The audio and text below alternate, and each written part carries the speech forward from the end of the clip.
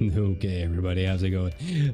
Yeah, so that rebirth stream didn't happen. We'll do that tonight. Yeah, I've just been doing this all day, and yeah, I thought we would hop in here and do like the final stretch together, because it's been a week. So yeah, tonight we are going to be finishing the Ocellus starport. As far as I am aware, I have soloed this entire thing, and maybe some of my squad mates have come in and helped out at some point. I genuinely have no clue. We'll find out here in a little bit. But yeah, so welcome. You know, I posted on Blue Sky a little bit earlier that yeah, we'd end up doing rebirth yesterday, and this ended up taking a lot longer than I thought. It was one of those situations where I was close enough that I wanted to just go ahead and burn through finishing it, rather than just like switch games and try picking it up again tomorrow. But yeah, well, we will be getting back to Final Fantasy Rebirth whenever I wake up, to say the least. I've been up a while. It's been a bit, so when the second stream today is going to happen, I genuinely have no idea. Whenever I wake up, whatever time that happens to be, so you know, look forward to that tonight. It's gonna be, yeah, it'll be fine. You know, we've got the whole week to play some games in the rebirth streams. They've been you know, pretty beefy, so I'm not super concerned about it. Thankfully, I am feeling a lot better. That nasty cold that I've had, it's mostly gone. You know, I'm still hacking up a little bit and whatnot, but thankfully I am not. I can breathe. You know, that's a good sign. But yeah, you know, I hope everyone's had a good time. You know, playing some Elite and had a good start to your week. It's really just been about this. I think over the course of building this thing, I've gotten through 5 seasons of The Expanse. I decided to go ahead and do a rewatch just because it's a nice, kind of spacey themed. And I do really like the show. Just something to kind of watch along on the second monitor while I've been doing a lot of this. And yeah, it's been a lot. In addition to a lot of browsing Reddit and you know, various video game forums and all that good stuff, but overall it hasn't been too bad. I'm definitely not going to start off a system with an Ocellus ever again. That's just bad news. They really got to do something with the amounts required. I'll be honest, it's just it's pretty rough if you don't have like an entire you know, squadron backing you the entire time. Our squadron's been mostly busy with their own systems, and we have a couple of other colonies that have been kind of the priority over this one. This is, I think, the first Ocellus that we will have. I think we've got a Coriolis or an Orbis or something like that sitting around somewhere. We had a rando that did finish an Ocellus somewhere else in our system, but they're not part of our squadron as far as we know. It's just someone that picked it up on their own, which is, you know, good for them. And they had a couple people helping. It was like them and one alt, and then one other person, I think. But aside from that, I think this is the first like official Ocellus for our squadron, which should be kind of nice. You know, it's not exactly like in the best of spots. It's not like a port out in the middle of nowhere or anything like that. You know, it's only like 2 light years from the main contact system that I used to colonize this place, so it's really not, it's not that far of a stretch. But you know, it'll be nice to have. It'll be nice to get in here and see what all I can do, playing around with all of the options and the builds. And yeah, just yeah, it's gonna be nice to be done with it, I can say that much. After this, I can plop down my 5 constructions or whatever it happens to be and just kind of leave them to do as I want, without having to worry about the timer. I think it's really the timer more than anything that has really been painful. But you know, all things considered, I don't think that it's out of range for a solo player. I mean, we're getting this one done within a week. So there's still like 3 weeks of leeway that I could have used. And that was on top of working through most of the weekend and playing a couple of other games off and on, just on my own time outside of that. I mean, I'm not gonna lie, it's a lot. For a lot of people that are, you know, only playing 1 or 2 hours a day, obviously have other priorities in life. It's not a fun time. It's not a fun time if you don't have priorities. It's not a fun time if you do have all the time in the world. And I'm curious to see if they are going to do a balance pass this Thursday, with some of this stuff and adjust the numbers like they said they would. Apparently they have fixed CMMs, which is really good for the future. I was seeing that a lot of ports this morning whenever I woke up, they had moved up to like 20,000 to 30,000 in some cases, availability on most of them. You know, unfortunately, I had all of mine already finished by the time they did all of that with the CMMs. Right now, I'm just on my last thing, which is titanium. But it is nice that they fixed that. I don't think it fixes the core issues with a lot of it. All right, get out of the way, Conda. Yeah, they got to fix the pop-in on this kind of stuff too. It is weird that I'm getting interdicted and all kinds of stuff in a system that is technically not live yet, and even worse that it's happening like around my colonization carrier. Like, it just really doesn't make any sense. But that's been a bug for ages in a lot of different cases. The carriers are kind of the same way. But yeah, you know, I don't think it fixes the core issue, which is just the sheer amount needed per station. And then with CMMs in particular, like, honestly, their last pass I think was okay. I was getting enough that it really wasn't too much of an issue. Obviously this changes it so that it shouldn't be an issue at all, period. But the big issue with CMMs really wasn't the supply after a while, after their first pass. It was really just the fact that it's landing on surface stations, because that quite literally doubles the amount of time that I needed to do all of this stuff. Just getting down to the surface and navigating orbital cruise and all of this other stuff. That was really the pain point for me. Now that it's just kind of a straight back and forth, I've been running this all day. I've done, I think, 30,000 tons just today. Just because, again, the CMMs are done. With a bit just being a straight back and forth, it really hasn't been too much of an issue. I'm not obviously using a carrier at this point. It's really kind of debatable, in my opinion, especially with the times as they are right now, whether or not the carrier was even worth using at all. It is kind of nice just having a quick trip back and forth, you know, once it's actually moved. But like, my main station that I'm getting all my supplies from are only a jump away anyways. It's only 50 light seconds from the star. So it really hasn't been too much of an issue with supply in time-wise. And then, yeah, having to load it and unload it, you know, just looking at the numbers, I don't think it was really much of a benefit loading my fleet carrier. So I've just, you know, the past 20,000 tons or whatever, it's mostly just been this. It seems to be about the same amount of time, if not even a little bit faster. So You know, it's kind of what I said in the last stream. I think the fleet carriers are really, it's really a situation of how far away from the star are you, and do you have other people helping you unload?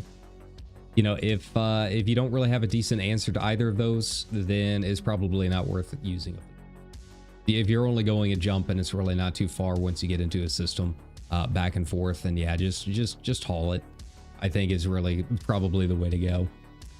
Just from my experience, and trust me, at this after this past week, I've got a lot of experience. It's been rough. It's been rough. But you know, we're almost done. And I figured with this being the final stretch, we've got like 10 jumps to go, and it should be done. And I figured, you know what? Let's do this together.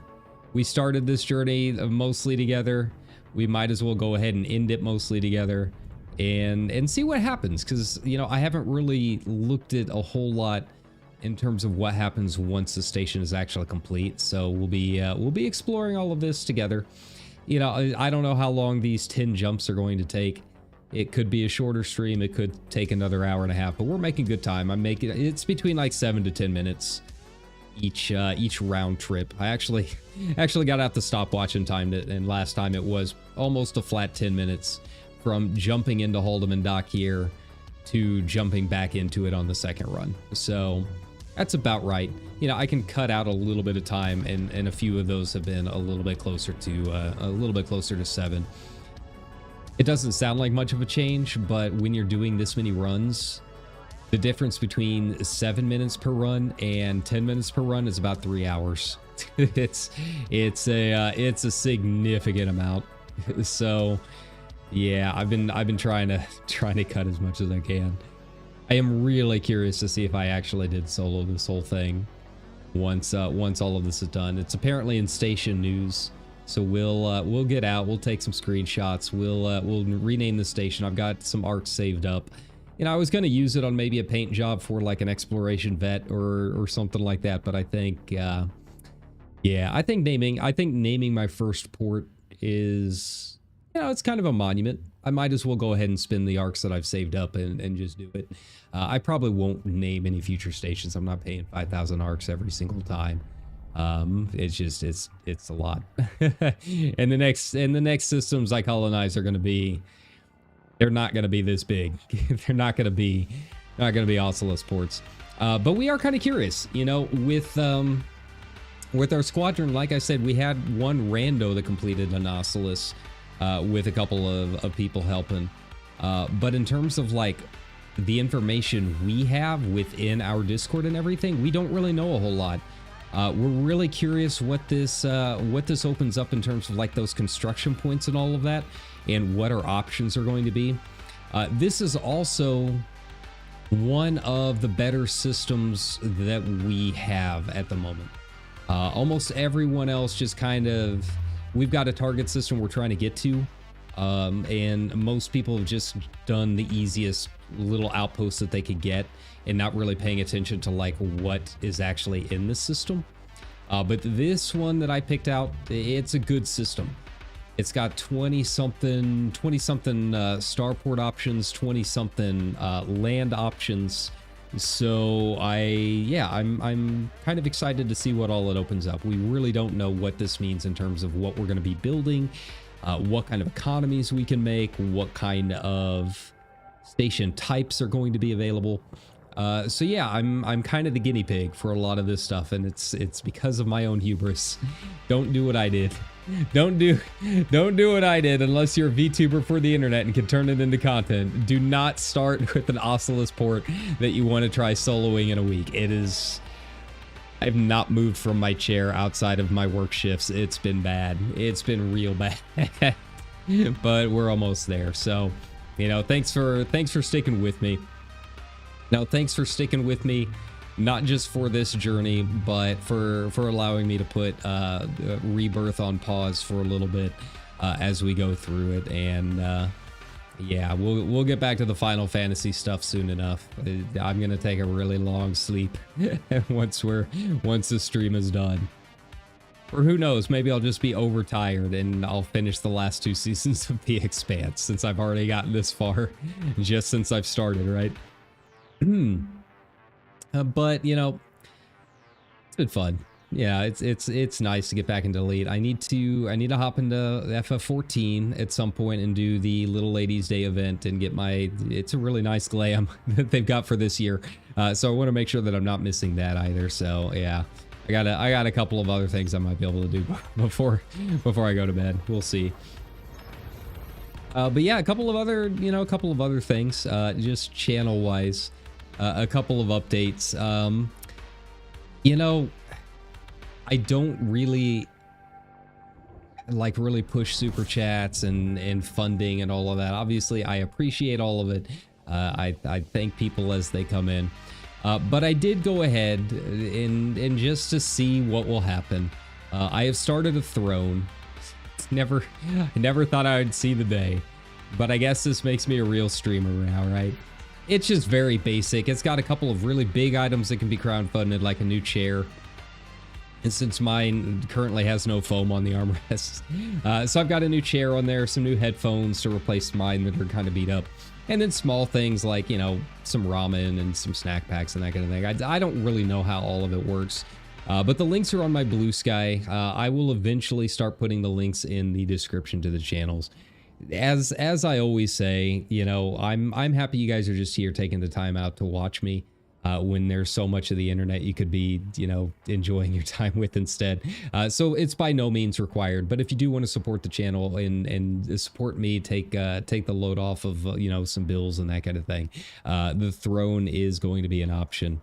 But as always, you know, it's out there. It's out there. That's all I can really say. But yeah, it's just something a little more specific. Obviously, I will never turn away super chats because I've got student loans to pay and that kind of thing. But if you want something a little bit more specific, I mean, that's there, right?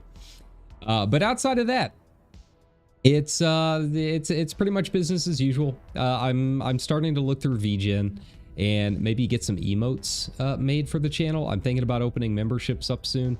That could be kind of fun. And we'll see how that goes.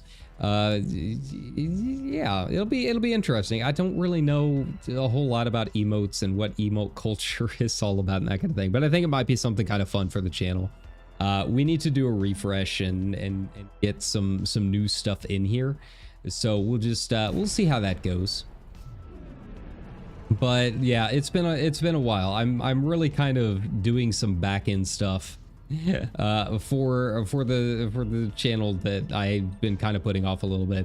Like some of it's, you know, fun things like memberships and the throne and that stuff. But the other things are like technical things that I've never really tried looking at, like how to make a Chiron, you know, at the bottom, you know, the scrolling text that gives updates and that kind of thing. Just so, you know, people can see my socials and that kind of thing. I don't really promote all of that stuff, but, you know, it might be kind of nice to put some stuff on screen every now and then. You know, you guys know me. I'm not really big, and this is the reason I don't stream on Twitch. I don't like a bunch of shit on my screen. I don't think you guys like a bunch of shit on screen.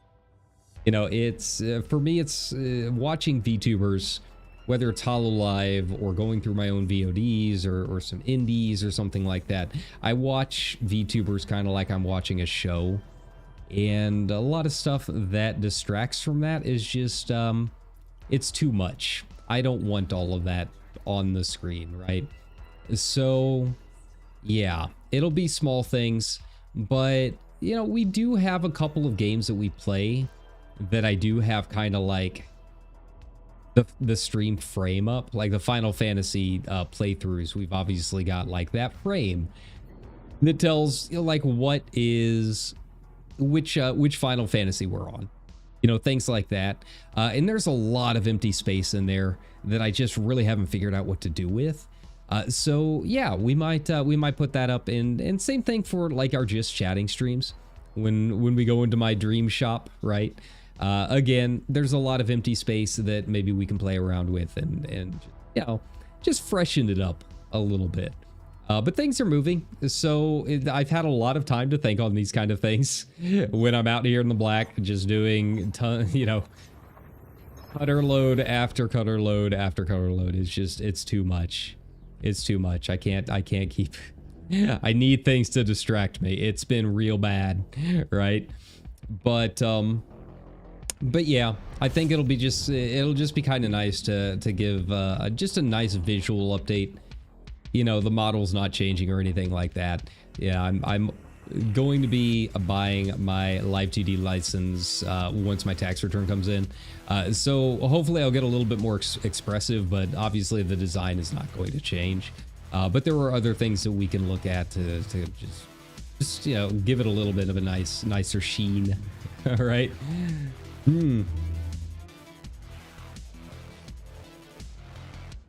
But yeah, like I said, aside from that, it's just been wake up, haul, eat, go back to sleep, watch The Expanse. I really want to start reading The Expanse now.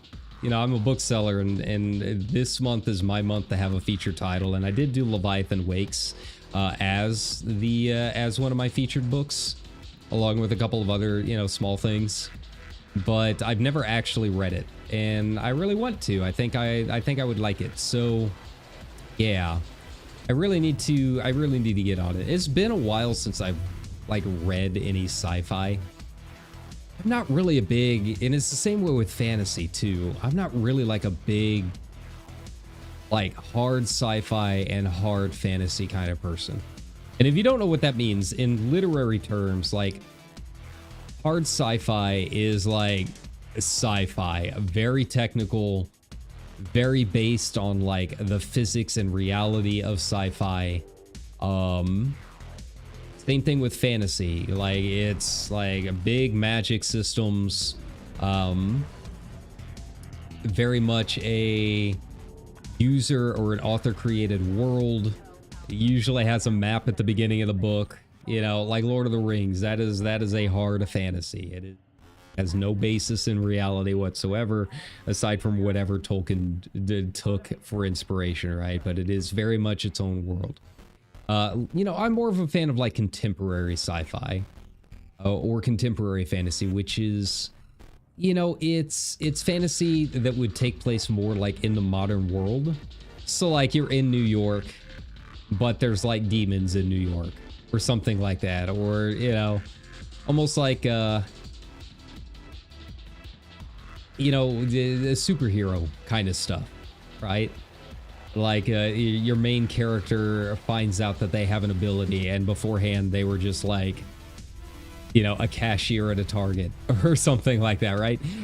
So that would be like contemporary, and contemporary sci-fi is kind of similar. It's not so heavily based on like the math and the physics and that kind of thing. It's just like, cool, they're spaceships and they're in space and things are happening, or maybe it's like slightly in the future, but it's still on Earth. Like, I would say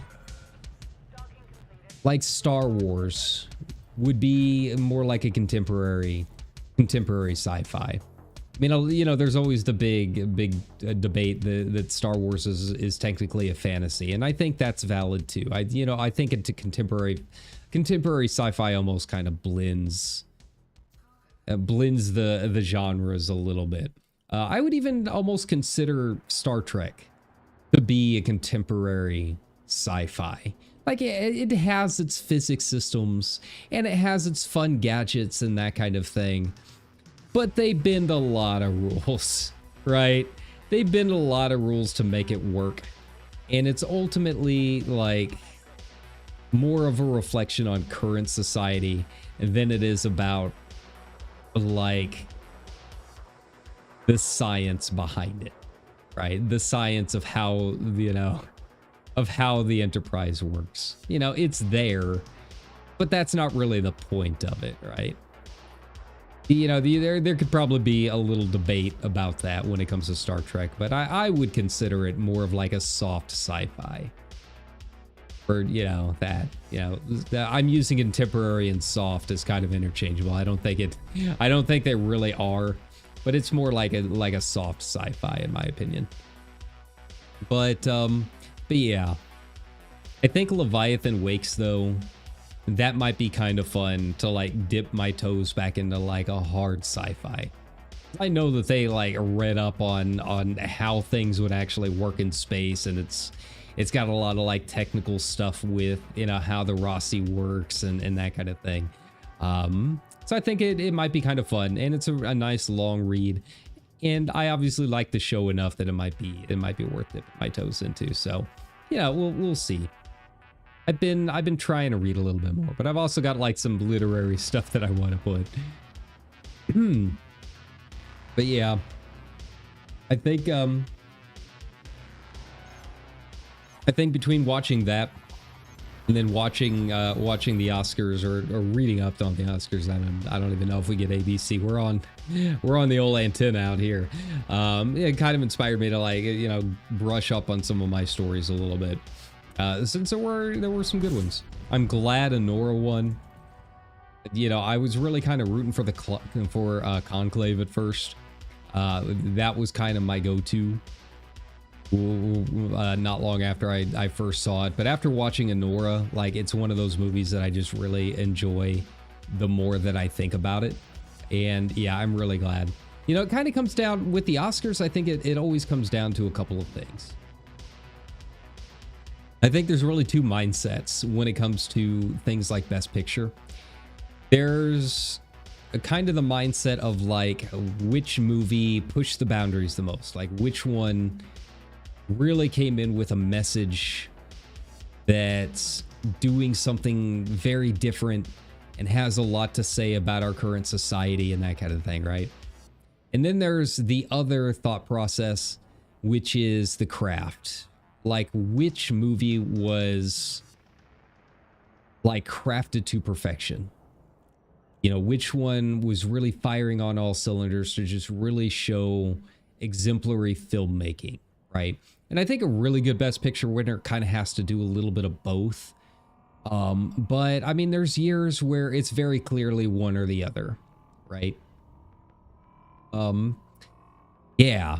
And you know, there's always a lot of debate about it too. But you know, I think things like The Godfather and Lord of the Rings, I think they fall more towards like the craft of it more than anything else, right? Like Lord of the Rings is obviously, it's got a great message and it's resonated with people for a long time, but I don't think it's necessarily like all that groundbreaking or anything like that in terms of like movie messaging. Like, it's very good. It's a very good, you know, good versus evil kind of story, and, you know, a nice redemption story for Aragorn, you know, taking the throne, that kind of thing. But it's not really like pushing boundaries or reflecting a ton on current society, right? But it was just, you know, unheard of, unprecedented monument in filmmaking, right? And yeah. And I think that's kind of where Conclave fell for me. I mean, it's just fantastic acting, fantastic cinematography, very good story. Like, it's not doing anything new or groundbreaking with the story, but it's just a masterclass in like just an extremely well-made film, right? But Anora is a little different, right? Like, it's not the best cinematography or anything, right? But it did do a lot of things very differently. And yeah, it's just one of those that, you know, the more that I thought about it, the more I liked it. So, you know, I am very glad it ended up winning. I don't want to spoil too much of it, but it's very different than I thought when I went into it. Sean Baker spent the entire first act really kind of aping a very specific type of art house film that's sort of really popular the past 10 years. You know, if you've seen like Spring Breakers or like American Honey and that kind of thing, like, you see like a bunch of strippers and a lot of like, you know, young people partying it up and that kind of thing, and you just get all of this tension about how it's all going to go south and all of this. And yeah, the first act is all of that to a T. And then it is very much not that. It throws you for a loop once the inciting incident occurs, as it happens to be. And it is very much not what I expected, and I had a really, really good time with it. That's really all I can say about it. I really don't want to give away too much about it if you've never seen it. But like, the only way that I can possibly describe Anora is it's in Bruges with New Yorkers. That is literally the only way that I could possibly describe it. And if you've ever watched the trailers for it, you might hear that and think, what the heck? But trust me, you're gonna want it. You're gonna want to give it a look, because it is really, really good. But yeah, that was fun, and I thought Conan did fantastic. You know, I think it really helped that that they just kind of let him do his thing. Because I mean, you guys watch the Oscars, you know how it goes. You know, it's very stiff in a lot of cases. It's very hammy. You know, there's a lot of jokes that just don't land, and it's corny. But Conan, he managed to do a really good job just by making it like one of his normal shows. Like the entire opening, it had all the corny jokes and really stiff writing that you expect from the Oscars. But because he turned it into one of his normal show monologues, it worked. It worked really, really well. And I was just happy to see him do it. You know, I've talked about my time working in Hollywood quite a bit. And yes, I did help with the audience team of Conan when he moved his show over to Hollywood. And it's just a great team overall, and just a great person. You know, I never had a bad time working on that show. He's very much like what you see on screen. Can be a lot, but yeah, I was just very, very happy to see him. You know, he's starting to get the attention after all of these years that I think he's deserved. I heard he's getting the Mark Twain Prize this year too, and again, just very well deserved. So yeah, I thought it was one of the best Oscars in quite a long time. Past few years have been they've just been kind of standard, right? Like it's the Oscars. There's some movies you never heard of and that kind of thing, and yeah, there's always a little controversy and people move on and forget. But this year I think it was genuinely a good show. So yeah, I think the only real maybe upset was Demi Moore not winning, and I think that was a case of just the ranked choice voting, because I don't think a lot of people realize it, but the Oscars use preferred choice or ranked choice voting, right?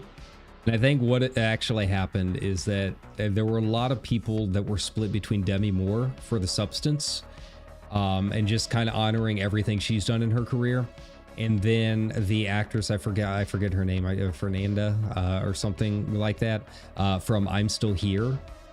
I think those two ended up splitting the #1 choice in a lot of voters, but a lot of people chose Anora for their second choice, and because of the split at the top, it allowed Anora to win.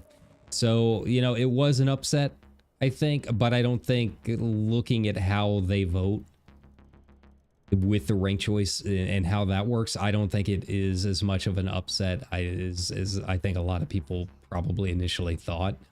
It was just too tough of a choice for the first choice for a lot of voters, and then yeah, I think that allowed Anora to come in and swoop in, because I think everyone genuinely thought she did a great job, just maybe not #1.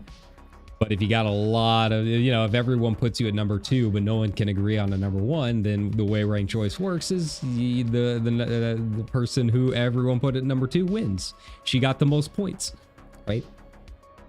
That being said, watch Anora. It's fantastic. Just really good overall.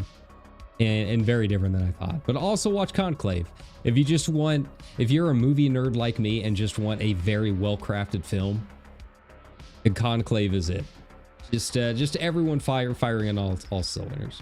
Honestly, I think for me the bigger upset was Ray Fiennes not getting an Oscar after all this time. I do really enjoy Ray Fiennes. He's been fantastic for all of these years, and it's just kind of disappointing that he has never won, because I think he's earned his marks over the years, right?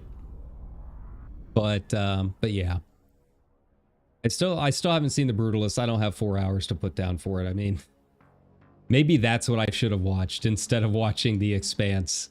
I could have watched The Brutalist and it still wouldn't be done by the time we finish this station. That's just where it's at right now. All right. I heard his speech was interesting. I heard it went on almost as long as the movie. Here we go. Oh, I'm so ready to be done with this. So thanks for hanging out with me. We're almost there. We're at the home stretch. It's not that much longer now. We'll get it done within the next hour, I think. I'm just really curious what's gonna happen once this thing is built. I really want to see what kind of options I have open to me. You know, like I said, I'm not going to be rushing building up the system at this point. I've done enough hauling for a little bit. I don't even really like. I kind of want to go colonize another system just to stake my claim on something, but I also kind of don't. Like, I'm fine taking a breather for a little bit. But I do want to see what our options are. Like, I am going to put down a couple of structures to start building. I just don't think they'll be finished anytime soon. I'll put them up for my squadron to kind of chip away at as they can. Like, I heard a settlement port, like a land port, is almost as many tons as this Ocellus, and that's too many for a ground port. That's just too many. Landing on surfaces it just adds so much time. It's too much. I think that has been my biggest annoyance in this whole process. We probably would have finished over this weekend if it wasn't for the CMMs making me land on a planet. So yeah, they really need to reduce the numbers on a lot of this stuff, because I am not putting down 215k tons for a surface port. It's just not going to happen, refinery or no. I think the CMM problem is mostly fixed at this point. I'm not going to worry about trying to build one for our stations. It's not going to happen.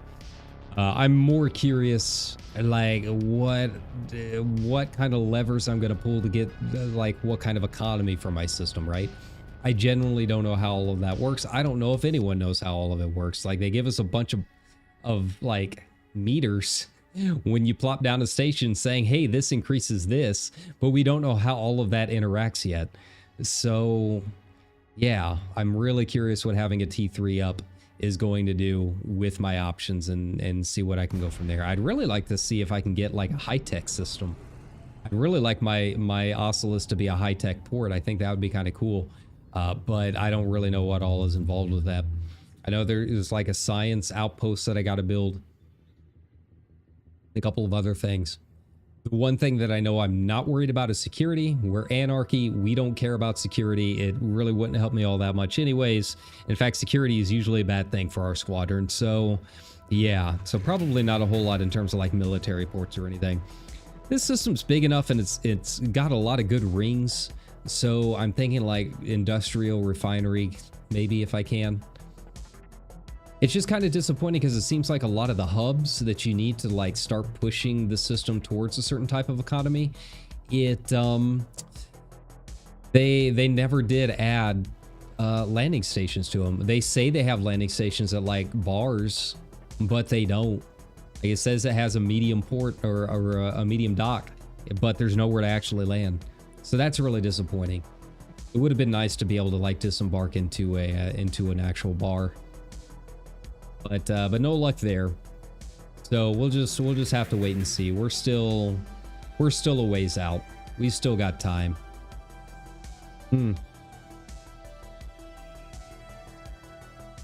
Yeah, let's see what we're at. Does this put me down to 7,000 remaining? I know we're at like 95%. So it'll be close. It might take a little bit longer than I thought. Maybe I should have waited a little bit for the stream. Okay, so we're down to we're below 7,000. The end is in sight. The end is in sight, friends. We'll get there.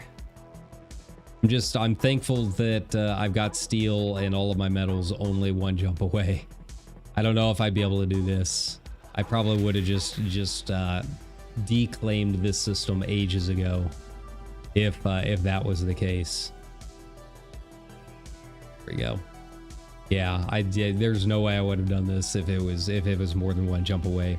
Although, to be honest, with all the CMMs, like landing on a surface station is almost the equivalent of doing another jump anyways. I kind of explained it during the last stream, right? It's just landing on a surface station. It is another hidden loading screen. So it really is like doing another jump. Time-wise. It's too much. It's too much. It's too much. So yeah, I hope they reduce some of these numbers for the requirements. Like, it's nice that they boosted like the CMM stuff, but it doesn't solve the ultimate problem, which is that it requires too much for most of these stations for it to really be viable long term. You're just going to have a lot of single outpost stations and systems out there with nothing else built into it. It's too much work.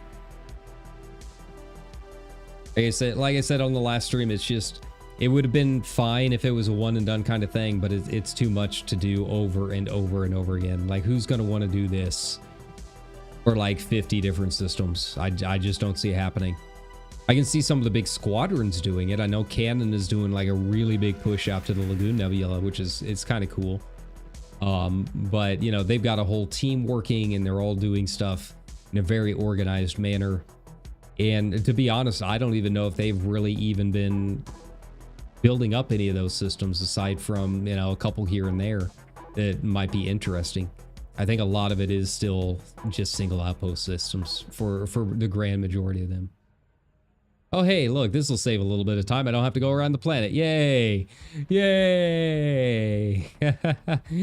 Woo! Oh.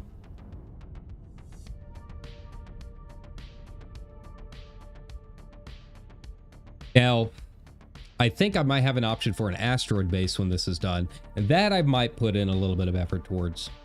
I know they're like 70,000. It's a lot, but I mean, after doing this, that's more than doable. After this, I feel like almost everything feels doable. But for an asteroid base, okay, I can put in a little bit more work. But it's just not going to be something I'm going to try pushing in a week, right? That might be a little bit too much. Let's get out of there. There we go. Get out of that gravity well, man. That sucks. Ugh. But yeah, it's just the combination of surface landings and the fact that the cutter, like mine is at 784 right now, which given the scale of a lot of this stuff feels almost too small.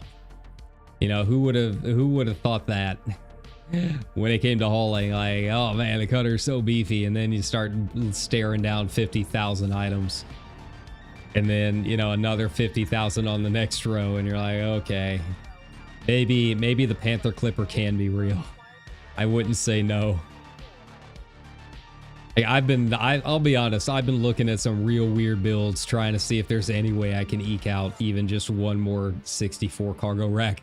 I mean, I've been looking at Corvettes, condos, the T9, whatever I can do to this cutter to try and make it a little bit easier. And yeah, this is about as big as it can get. And it's a lot. Even using the fleet carrier for the few times that I did, like even then, just the back and forth of it's just too much. Ugh.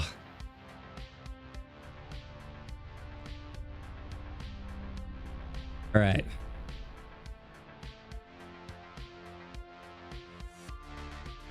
Now, once we get this thing, I don't know how all of this works. Like, obviously, I assume I don't want to stay on the colonization ship once it goes out, right? Like, that would be bad. I've heard people getting, like, locked out of the game and have to use the main menu, like, free me from prison button. But I don't know if, like, the port, like, shows up instantly. I don't know how to, like, rename it or anything, so we're just on this voyage of discovery together at this point. But it'll be fun. I think I got to go into like the system menu or something like that to rename it. I've already got a name in mind, so that'll be nice. Yeah, I'm just very, very excited to see what I can do to build this thing out. Hey, Grimmy, what's up? It's been a day, but we're almost there. We're almost there. We got what, nine more hauls to go, I think, including this one. Yeah, I mean, look at this. This is just a great starting system. I'm really excited to see what we can do with this. I'm not excited about going to all of these planets to try and find like good spots to plop down things. We'll just have to see. I mean, the planet that I'm right next to start out, this one, it looks kind of cool. Like, it's got, you know, it's got some, like, orange canyons or something kind of covering the surface. So it looks neat. But I haven't really looked or scanned any of the other planets. They're all icy, so, like, you know, I'm not expecting a lot. But, you know, I've seen some cool settlements and stuff being built on, like, blocks of blue ice. So that might be kind of cool. Yeah, haven't even started. To be honest, after doing it, I don't blame you. It's a lot. It's a lot.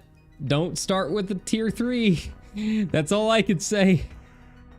You know, don't try soloing it in a week. It's bad. But you know, if I get to that station news and I really did solo this whole thing, you know what? I think that might be a first. I think it might be an Elite Dangerous first. The dude that did the rando that did one of the other Ocellus for our squadron, the unknown rando, they did a lot. I mean, I can't lie. They did 200 something thousand tons, but they did have help for some of it. You know, I don't know if there's been anyone that's done an Ocellus that is purely their name. I'm very, very curious to see. Currently at war against the Alliance in 3-on-3. Oh, there you go. Well, best of luck. 07. We know how that is. That's basically what Frog Space is at all times. It's just constant wars. Some of them we care about, some we don't. I think we got a couple that we do actually care about that have been kind of put on the back burner. But the good thing is that, like, in a lot of cases, you know, the people we're fighting against have also put them on the back burner, so we don't have to do all that many. You know, I do need to get back to war, and I want to round out that combat rank. It's been a struggle. Honestly, the fastest way that I've found to do the combat rank is like the ground stuff. Settlement stuff, like turning off some of those settlements, you know, clearing out some of those, you know, ranking up some of those bounties like that. It does a surprising amount towards your rank, and I didn't really realize it until then. Apparently Thargoids used to be like that too, but they nerfed it a little bit. But like all of the Thargoids used to be elite rank, and you could really kind of clown on those scouts to rank up a bit. But yeah, but you know, on the plus side is, after doing all of this hauling, I did hit Elite 4 trade. I'd been sitting on 3 for a while, and yeah, and it's already got me, what is that, a third of the way through Elite 4. That's a lot of hauling. That is a lot. Why did I do this? But you know, that's what I get for thinking, you know what, I just want to go with the biggest thing I can make. Who cares about reading the tooltips, right? Who does that? Not me.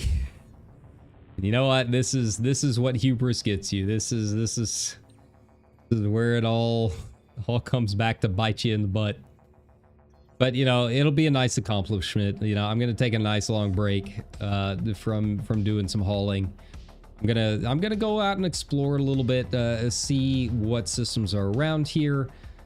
They're not really fun names. I honestly mostly just chose this system, one because it had some good planets, but also because it wasn't named like Callsec 285 DU-X or anything like that, right? But I think all of the others out towards in the direction we're kind of going are all just kind of like, and that truck is really loud, sorry about that. But yeah, I think they're all proc-gen names, so I think I just got to get out and just see what's out there. I really don't know where my next one will go.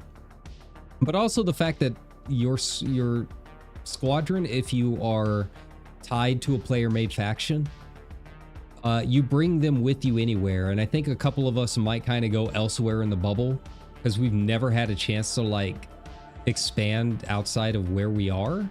So it might be kind of fun to see if we can like seed our faction in a couple of other spots and just kind of see what happens from there.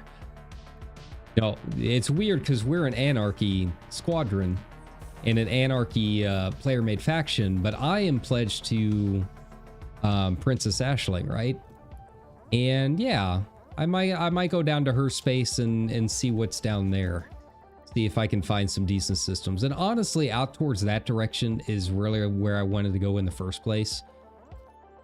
You know, most of my game time has been exploration, and a lot of my best stuff has been like east, northeast-ish, like up towards like the Elysian Shore and the Arcadian Stream and all of that area. I haven't found as much interesting stuff out west.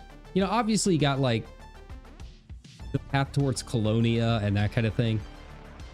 But yeah, I think my favorite systems have been kind of the other side. I've had better luck finding undiscovered systems over on the west side of the galaxy. But in terms of just interesting things, it's mostly been on the eastern edge. So yeah, I don't really know where I'm gonna go next. I don't know if I'm gonna do it immediately after, just to put my name on something, or if I might actually wait until the weekly tick and the reset, and just kind of do everything just fresh. Just take a couple days off, because we do need to get back into Final Fantasy Rebirth, because I do really love that game a lot. So it's been a long weekend without it. I've been trying to fit in streams where I can, just to give you guys something to let you know that I'm still here. But we do need to get back to the Final Fantasy crew at some point. So yeah, we'll do that whenever I wake up. It might be a late stream. It might be like a 10 o'clock in the evening stream for me. We'll see. But yeah, we'll do it. We'll do it for the rest of the week. You know, I'm basically with my current work schedule just working the weekends, so we should have plenty of time during the week to stream as much as we want. Kind of nice. You know, we joke about the real VTuber hours, but I'll be honest, I don't mind it. Still on sub. Fair enough. Yeah, I mean, I'll be honest, I haven't done a whole lot in 14 lately either. But I do need to hop in and do Little Lady's Day, because the glam that we get from it this year is really good. But you know, 7.2 is approaching. They have announced the next live letter. If it's a Friday, I should be able to do another watch along. If it's a Saturday my time, I will probably be working that day. We'll just have to wait and see. But yeah, it'll be March 14th.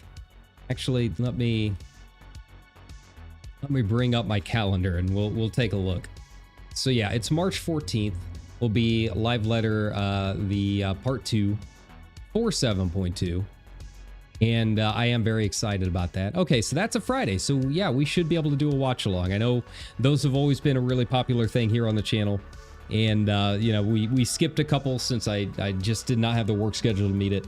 But yeah, we should be back on track to bring those back. So yeah, the last one was really fun, really interesting. I don't think it dropped anything really all that surprising, but I really liked what they were saying with some of with what they were showing. The new Eureka is going to be a lot of fun. I am really excited about it. But I'm also a big FF5 fan, so being able to, you know, have the sub job sounds really fun. And it also just looks pretty. You know, I like the mechanics of Baja, but it's not really the prettiest thing to look at.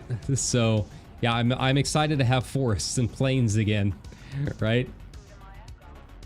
But yeah, you know, we'll be doing some FF14 1.7.2 drops. We'll be getting back into that. Again, I don't know if we'll be doing any more Savage raids and that kind of stuff, but we'll play it by ear. We'll see how things go. I mean, you know, first raid tier was a lot of fun. It's just party finder as usual, right? But no, for right now, it's all rebirth. It's all rebirth, and then we got to finish FF9, and then get into 10, which is one of my favorite Final Fantasies. 10, you know, we haven't cried on stream in a while. We haven't cried on stream since, you know, the end of Endwalker, so maybe it's about time. We'll be doing plenty of that during 10. Yeah, I don't know. I just like Rebirth just because I think it's Final Fantasy, obviously.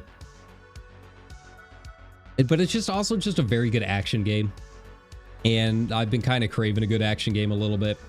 And since I can't afford Monster Hunter Wilds, you know, I think this is a nice stopgap until I can afford that. Wilds, I'm gonna have to wait for a sale. Like, I can't spend $70 on new games. Like, I just can't do it. The tax refund is it'll be nice, but it was not very large. Gave me maybe an extra month. A lot of that's gonna go to Live 2D. A lot of that's gonna go to my Live 2D license. Like, I know I don't have to do the 3-year license, but I might as well. You know, aside from just, you know, cleaning up my own model and trying to learn some new tricks, since I have V-Bridger now, which I still need to set up. You know, I do want to maybe get into VGen and maybe start opening up commissions. So, you know, there's always a backup. You know, the channel's doing well. We're growing at a decent pace. I'm glad we've got some regular chatters and having a good time here, just hanging out. But if that doesn't work, you know, I'd like to have the backup option. It's still VTuber adjacent, right? So we'll just play it by ear, see how things go. But I am excited to get in there and learn some V-Bridger. You know, it's hard to tell on this model with what I'm doing. But if you used to watch my old like webcam streams, I'm very expressive with my eyebrows, so I would really like to maybe play around with that a little bit on the next version of me. The only downside is I have no body.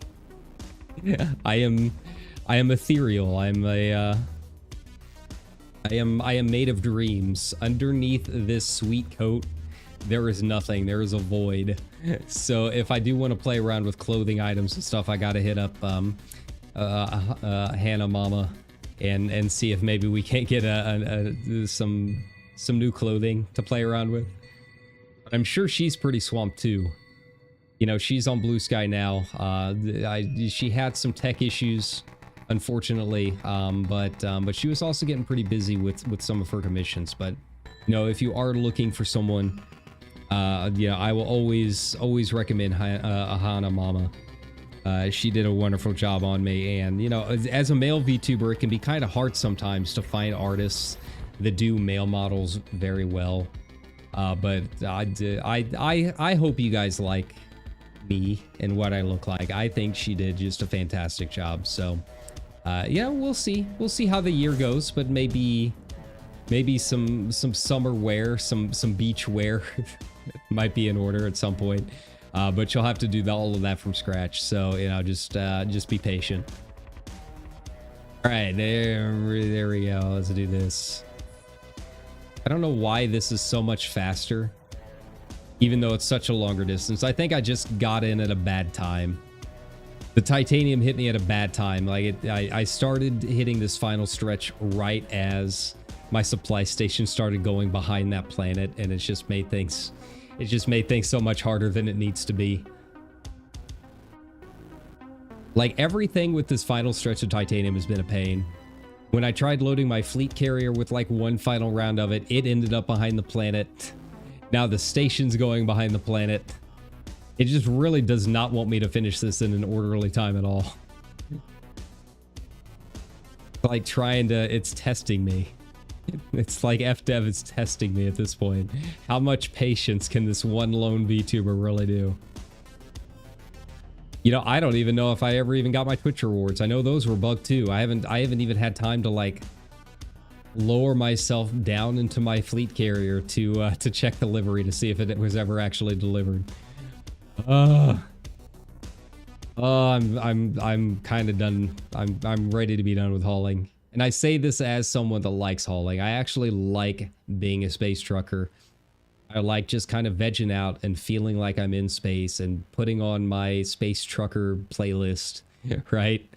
It's got a little CCR on there. It's got a little Steppenwolf. It's got, you know, all of the stuff that I like when I'm just like on a road trip in real life. But even then, this is testing me. This is testing me. I'm ready to like not be in this cutter for a little bit. Yeah. I don't think I'm gonna yeet myself out into space again.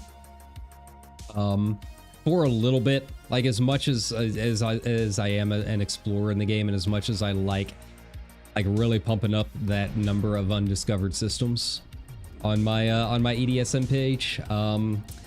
Yeah, I don't want to go too far out with the Corsair coming, because that is like a day one buy for me. Even though it's got the weird toucan look, I am kind of liking it the more that I look at it. And obviously, you know, for the past year on this stream, we've been talking about medium Gunamaya ship. So I mean, it was a no doubter. It was absolutely a no doubter that I was going to be buying that thing once they announced it. I just hope it gets some really nice paint jobs. Like the Mandalay, the Mandalay and the Python, they don't really have a ton of good paint jobs yet. You know, you got the standard like golds and silvers and that kind of thing, and I mean they're kind of neat. But like I want something really kind of nice, right? Like my Anaconda has. Like the Anaconda Prestige Blue is a fantastic paint job. It's everything that I want out of an Annie paint job. And I want some more stuff like that for the newer ships. Or, you know, the full-on synthwave. You know, we haven't seen them port over the bright neon stuff or the synthwave stuff with some palm trees. Like it shouldn't be that hard to port over, but I kind of understand that the guy doing the paint jobs is probably like one dev, and that's like his side job outside of like keeping the game running, right? So they probably don't have a lot of time for it. It shouldn't be that hard to port it over, but you know, I've done enough texture reskinning for other things to know that it's also not like an easy thing either. It's not hard, but it's time consuming, I guess is probably the best way to describe it. So, you know, we got to be patient. We got to give them their space. All right, we're getting there. We're getting there, guys. Just bear with me. Got like what, 5 more trips. 5 more trips. We can do this. It's been an hour already. You know, I didn't really come into this stream with anything to talk about. Like normally with these kind of Zatsudan streams, I try to have like at least a few things that I want to talk about, but this really was a spur of the moment. A spur of the moment, like, hey, I've been up for like 16 hours now kind of thing, and I want to finish this with you guys. So I generally didn't come in with like a list of things. So we're just doing it live, guys. That's just how it's gonna be tonight, right?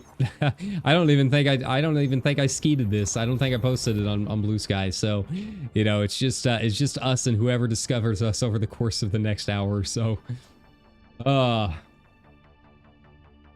you know, it's not a bad way to start the week. You know, once this is done, we've got all week to kind of play around with and do some other things.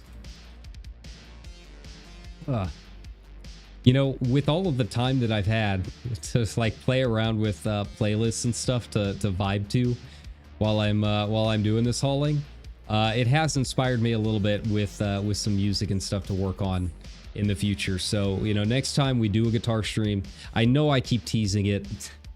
I've been talking about it for 3 weeks. It's just, man, this hauling. But yeah, next time we do a guitar stream, it probably won't be like one of our typical guitar streams where I just play a bunch of Metallica covers the whole time. You know, I think I actually do want to open up Ableton and play around with the digital keyboard a little bit and actually, you know, try starting to put together some stuff or like a new opening bumper and you know, pause music and that kind of thing. Like the current music that we've got, like the opening music during my starter screen with the pixel art that I made ages ago, right? That was something that I had just recorded on my own just for fun, like with no VST plugins. I think I even, to record that one, was using my actual amp, and I just like put my microphone up to it. So there's that. And it was the same thing for our pause screen music. Like you can probably tell the pause screen music is really rough. I recorded that like, I don't know, a decade ago when I was living in LA, and like I wasn't supposed to have musical instruments in my apartment. It was part of the lease. So it was another one where it was just like my microphone up against my little practice amp, and it was really low. So yeah, that one was not great either. So it's time to get some new stuff in and make some actual like polished intro music. I wouldn't be opposed to like redoing the intro song again, because it's just like a nice simple little, you know, progression. But I don't remember it. That's the problem. I record all of this stuff, but I don't know sheet music on guitar, so I don't ever really remember what I did. And I don't have quite like I don't have pitch perfection when it comes to guitar, so I can't really remember what exactly I did. So we'll just have to make up something new. But yeah, if we do one of those this week, which you know, could be a good possibility. It's starting to get warm out. That was the other thing. It's just been too cold. It's been too cold in my room to do guitar streams. My hands have been freezing. But spring is here. The grass is growing. The people are horny. The season is upon us. So thankfully it's nice in my room. My hands are no longer chilled to the bone, which means I can break out the guitar. The tuning's gonna be all kinds of wild with all of the temperature whiplash on those strings. But yeah, I think it's about time. It'll be interesting. You know, it's all of our streams beforehand have just been me playing cover songs, or just kind of like playing chill like high reverb ambient guitar sounds, right? It's either that or heavy thrash metal. But it'll be nice to maybe get in and actually try and make something. We've never done that before, so we'll see how it goes. It doesn't have to be long. It just needs to be, you know, 30 seconds and put it on a loop, right? Just something for the intro screen. I don't really keep that up for more than maybe 2 minutes, so, you know, keep it simple. It'll be a learning experience for all of us. I'm using Ableton 10. So there's a, you know, it's a little bit older version of Ableton, so we got to figure some stuff out with it. Some of the options are not quite as good as Ableton 11, I guess, but we'll make it work. People have made much better songs on much earlier software than I have, so you know, that's fine. It was kind of one of the things that I've been getting back into because of all this hauling is, you know, there's a band, well, I say a band, it's one guy, goes by the name of Cloud Kicker, which has been the inspiration for a lot of things that I've done creatively in my life. It's one dude who's literally a commercial airline pilot, and he does music just as like a side job, and puts all of his stuff up for like pay whatever you want on SoundCloud or whatever, right? And yeah, it's just him, his guitar, and whatever synth programs he's using, and it's really good. It's really heavy. It's not quite, I mean, I guess it is kind of like math metal. It's all instrumental stuff. But yeah, it's really, really good. And yeah, it's just been kind of inspiring me again, because I'm like, some of his stuff I was listening to in like college, like ages ago. And like he was making that stuff without like all these fancy new programs. So like, you know, we gotta get in and get creative, and things will happen, right? All right. Let's see, we should be down to like 4,400 after this, something like that. I don't know what that is divided by 784. I've been up for so long at this point. I've been up, yeah, probably about 16 to 18 hours at this point. And I really haven't had a whole lot to eat today, too. I mean, I've eaten, like, I don't think I'm out here starving.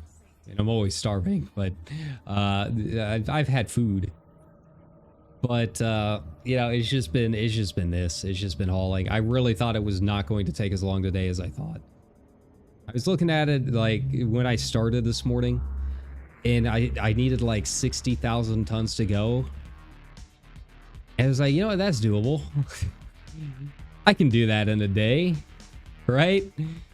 It's like 20,000 titanium, 20,000 steel, and I think it was down to like 9,000 aluminum or something like that. I was looking at it, I was like, yeah, I can do that. You know, I did that when this stuff unlocked. I did that the first day. I just sitting and watching Frontier unlocked. I got 20-30% done. Sure, why not? Right? It's a little different after you've been doing it a week. A little bit different after you've been doing it a week and you kind of know the routine and you've been sitting the whole time. I cannot reiterate this enough. Do not start with a T3 Ocellus unless you've got an entire squadron helping you. It is just a road that leads nowhere but pain. It's been bad. It's been real bad. It's been bad enough that like I've actually kind of looked forward to my shifts at work just because it gets me out of the house a little bit. It gets me doing something different. And you guys know how much I dislike standing at that cash register. I've talked about that enough. But you know what? It's been fine. It got me away from the cutter for a little bit.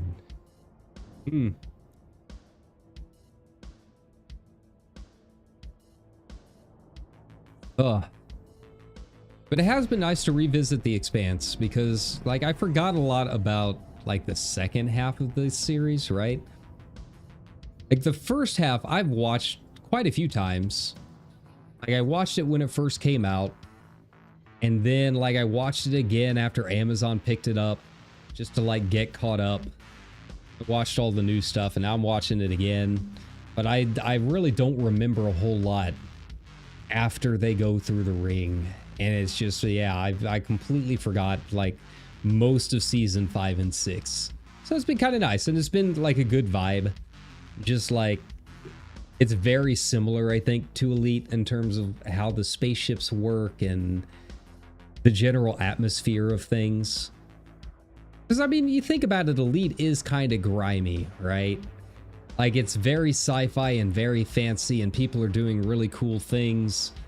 But it's also kind of grimy. Like, basically, every one of us are belters, right? Like, we're all kind of like the belter faction when you think about it. I'm sure there's a few people that really like to roleplay as, like, you know, the fancy Federation and that kind of stuff. But I mean, the ships are kind of grimy, right? You know, the Gudamayas are really the only thing I would really call luxury. I mean, I guess you got Saud Kruger if you're one of those passenger people. Yeah, I'm only doing outposts from now on, but you know, I think it would be nice if they increased the amount of time from 30 days to something else, or do something similar to what FF14 does with their housing, where you have to like visit the system every so often to show you're active. I think 30 days for a T3 it's a bit much. Like, you can solo it. Obviously, we're getting this thing done within a week. That's 3 weeks leeway, but it hasn't been a good time, right? And this is me as a VTuber with all the time in the world and turning it into content, right? Like, it's very different if you got, you know, a job and a family and, you know, things to worry about, right? I mean, it's doable with a certain amount of tonnage every day, but I mean, you do have to log in every day to do it, right? So it really hasn't been enjoyable, like, at all.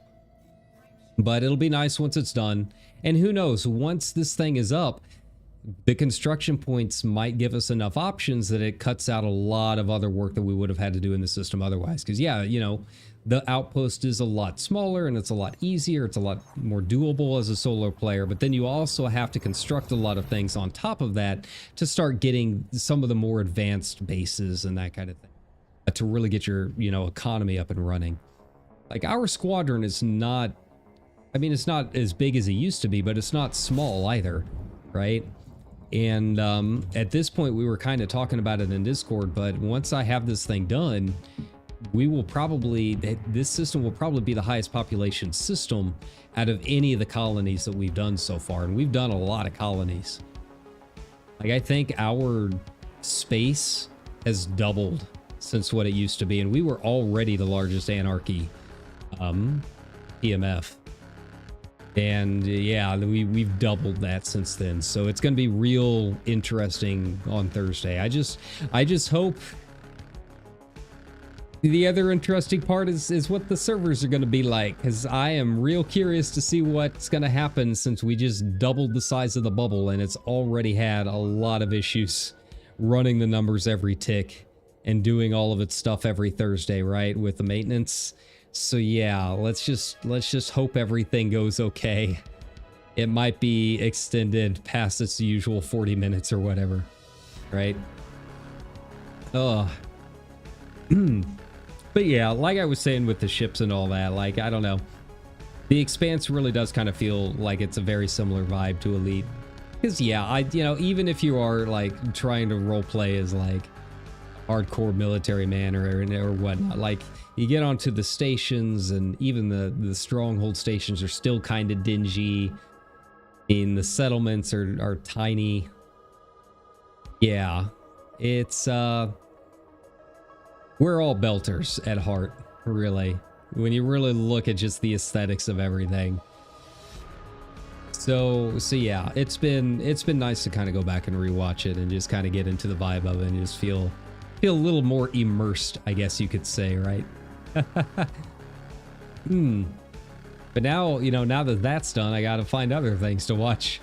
I'm almost done with it. Still got a lot of K-dramas, I guess. Aren't too many like sci-fi K-dramas though. There's a couple good ones. There's a couple good good sci-fi ones and a couple good like superhero ones, but they're definitely the minority. Right now, I've been watching Strong Girl Namsoon, which is also really good, but it's another superhero one, and yeah, I kind of put that on the back burner once I started The Expanse again. So yeah, I got to finish that and then try and figure out something new. I think I'm kind of, after all of this is done, am kind of in the mood for something more like soft sci-fi, like I was explaining at the beginning of the stream. Something that's not necessarily like physics and spaceships and that kind of thing, but maybe more like cyberpunkish, you know, something on Earth. You know, you get holograms and stuff, but it's still, you know, people in cities and, you know, less space. I'll still be hanging out here doing my thing in my system a little bit at a time, but you know, not quite at the rate or the heavy-handedness that I've been doing. You know, something like Rebirth, something like Final Fantasy VII, like that's sci-fi-ish, but it's also, you know, people in cities and wandering around towns. I can chill with that kind of thing for a little bit, right? Hey, Beltaloda, yeah. We know well is down here, right? I did forget about a lot of the stuff that happens in like the second half of the series. Like once they start going through the rings and stuff, like I forgot everything about Clay Sashford and how well that was done. I'm really curious to see the differences in the books because I've never read the books. But yeah, they did a really good job with Ashford because, you know, he kind of starts off and you're not sure whether or not he's a good guy or if he's like hardcore OPA or anything like that. And yeah, they did a great job, and they understood the assignment. You don't hire an actor like David Strathairn, who is just fantastic in everything he does and is genuinely like an actor's actor, right? You don't give him a part and not make it meaningful. And yeah, they understood the assignment with that one. I just finished that season 4, and the ending of that and everything that happens in that final scene. It was just like, dude, just perfection. Like you're sad about everything that's happening, but it's handled so well, just like as a piece of art, that you're also like, yeah, this kind of owns too, right?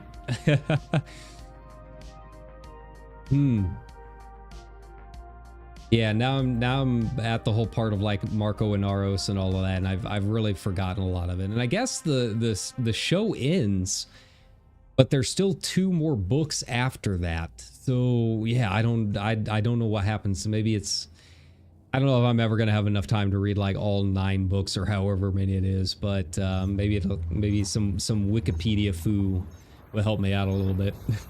some fan pages, right? That's another thing. Like, I guess the books of Sarala is not quite as big of a deal in the books as she is in the first couple of seasons in the show. Like, I guess she gets to be the big deal that she is.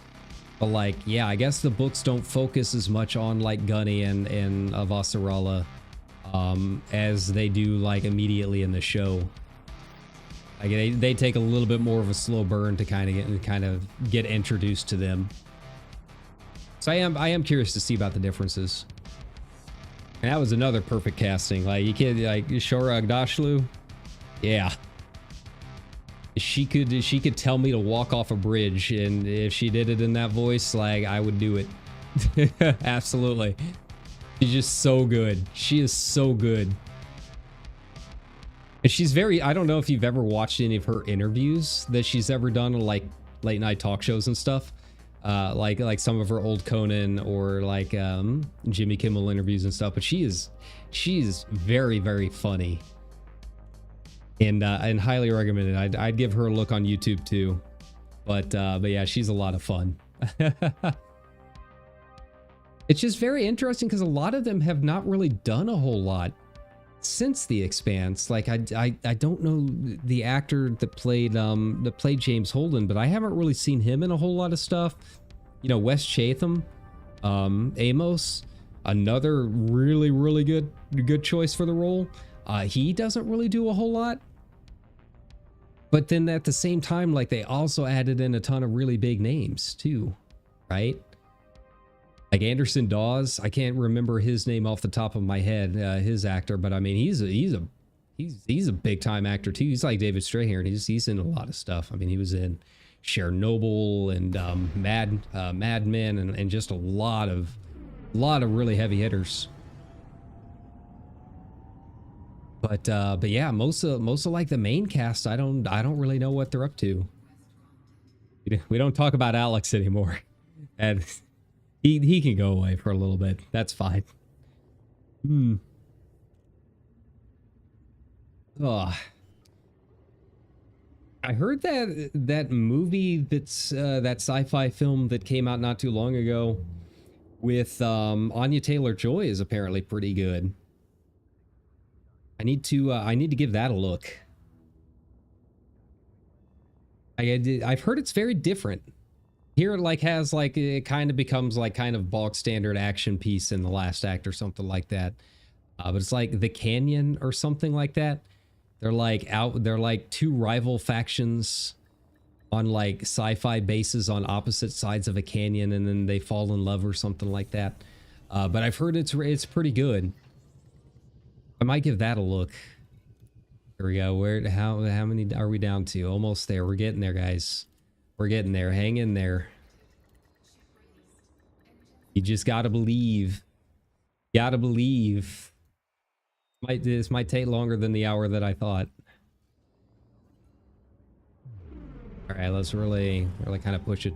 The problem with the cutter, and I don't know if it's just my build or if it's the cutter in general, but if I boost before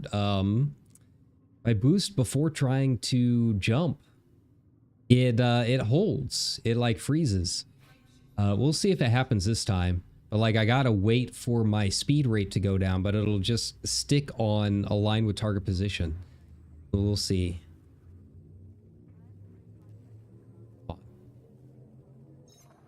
Okay, there, it actually did it this time, but sometimes it won't jump.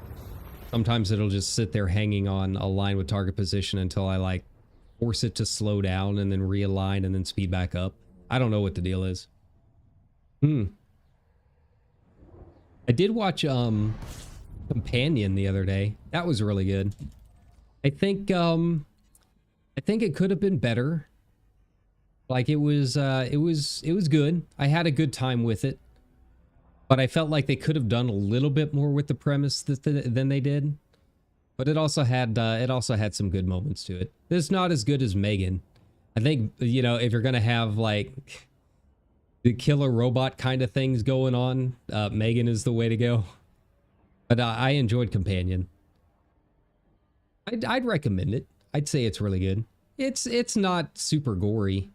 Like they kind of market it as like a horror film, but it's not really. It's got a couple deaths in it, and there's one death that's kind of gruesome, but aside from that, there really is just a lot of stabbing. I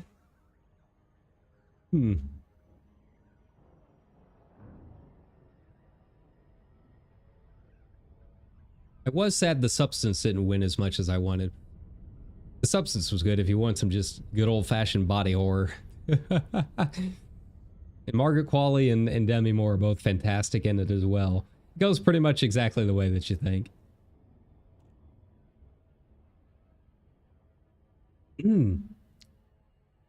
Be not drifting. Is that what it's doing? But like I don't have any other problems with it in any other ships. Like this is how I jump in all of my ships.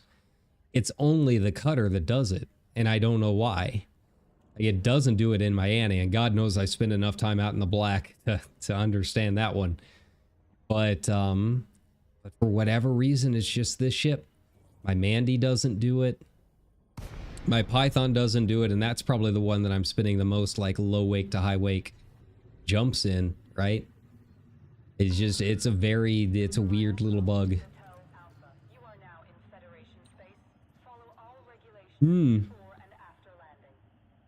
But you know what? Like 5 more of these things and we don't have to worry about it anymore. 5 more of these things and we'll be free. We'll be free.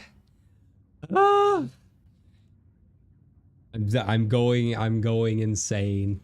I'm going insane. I've stared at a Holdeman 2 dock so much over the past 2 days.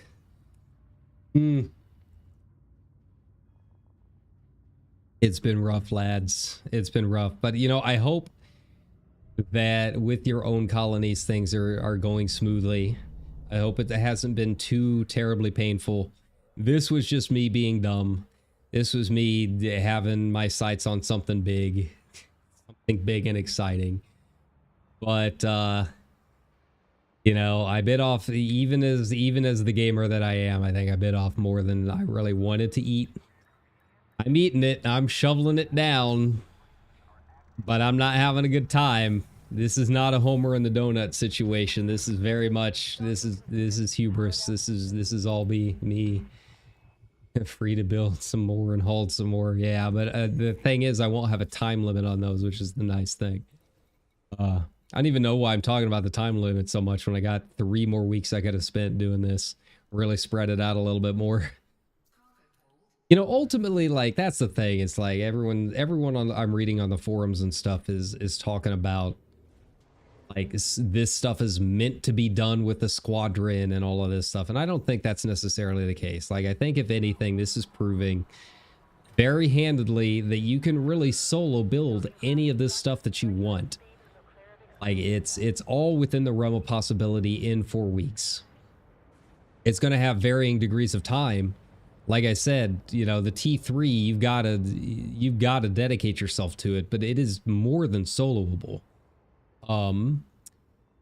You know, I think a couple people have done the math on it, but it's like, you know, 2 hours a day or something like that of just straight hauling, assuming you got like 10 minutes per run or whatever of materials. So I mean, it's a lot. I'm not going to pretend that it's not.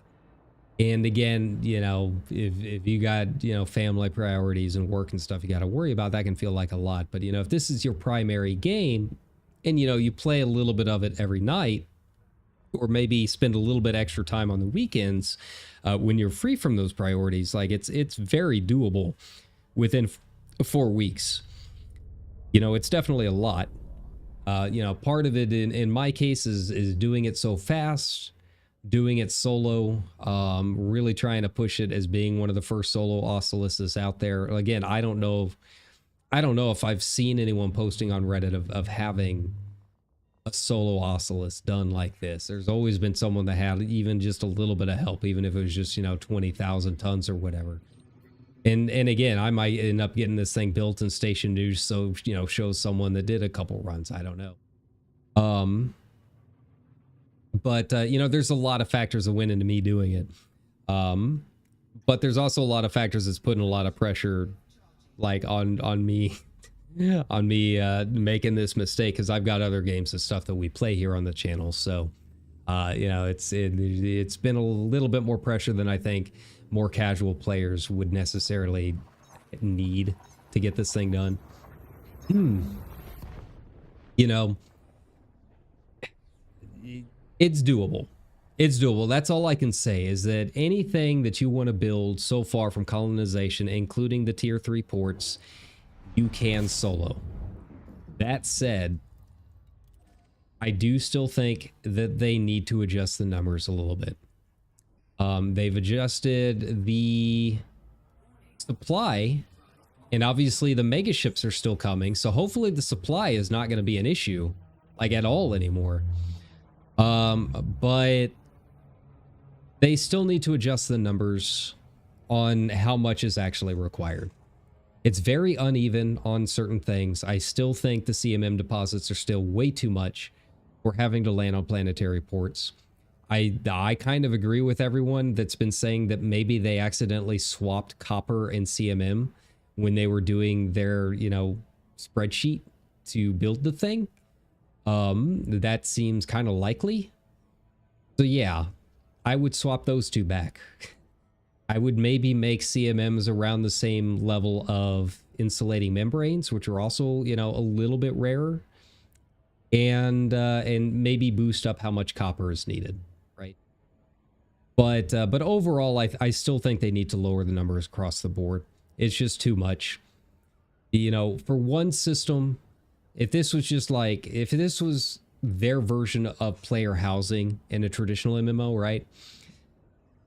It would make more sense, because you only get one house, maybe two if you get like a guild house you can build like in FF14, right? But that's it, right? In those, and you can put as much work into them as you want. For here though, you can expand indefinitely. Like, there's more than enough stars in the galaxy to expand really anywhere that you want. So the assumption is that people are going to be doing this for a lot of systems, right? And no one's going to want to do this much for that many systems.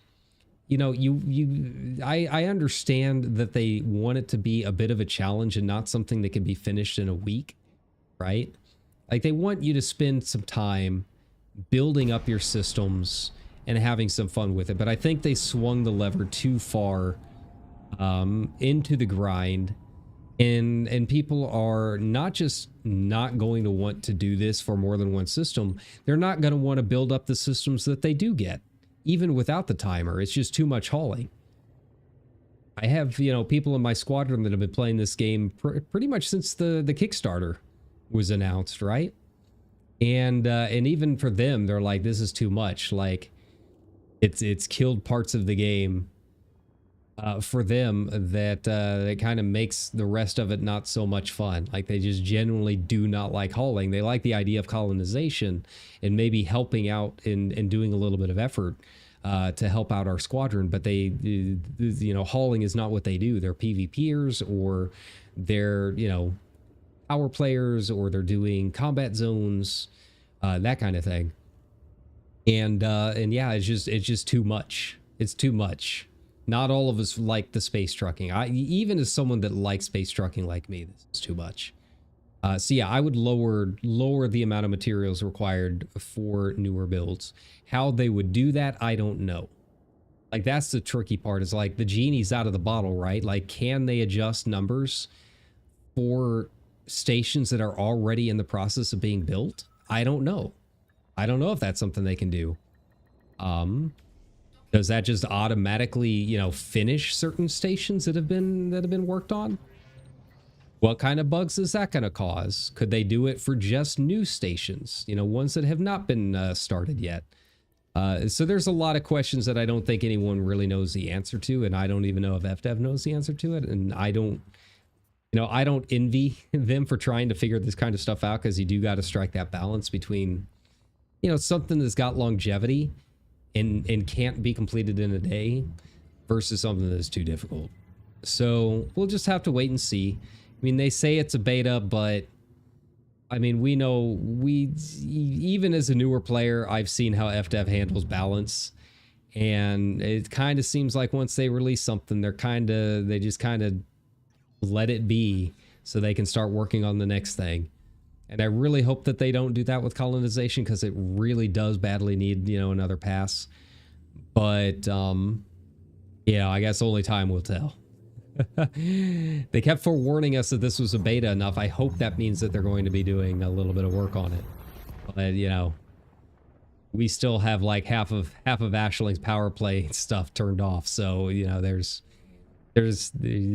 reasons to be pessimistic, right? There we go.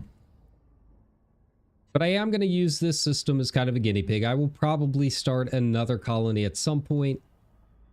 Maybe after the tick. I want to take a little bit of a break before starting another one. But, you know, I kind of want to play around with moving our player-made faction elsewhere in the bubble for a little bit and have some fun with that. See what kind of effects that brings.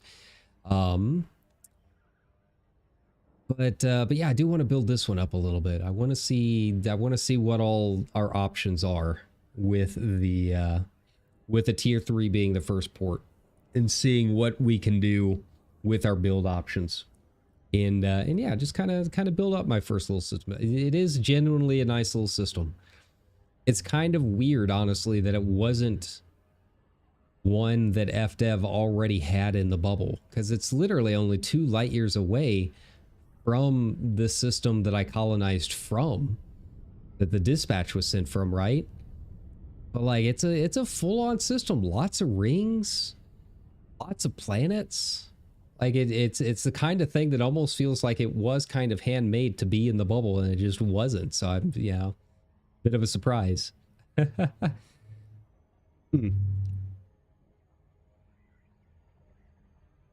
But, you know, I gotta enjoy it while we can, because we all know that once we start getting a little bit out there, if you've done any exploration at all, you know that just a little bit outside the bubble in almost every direction is just nothing but a sea of brown dwarfs. You get the old brown beauties all over the place. So it's just gonna be nothing but single colony outposts. Single outposts all the way through. And they're not small. Like, it's easy enough to pass through them nowadays, now that the Mandalay and these really big jump ranges exist.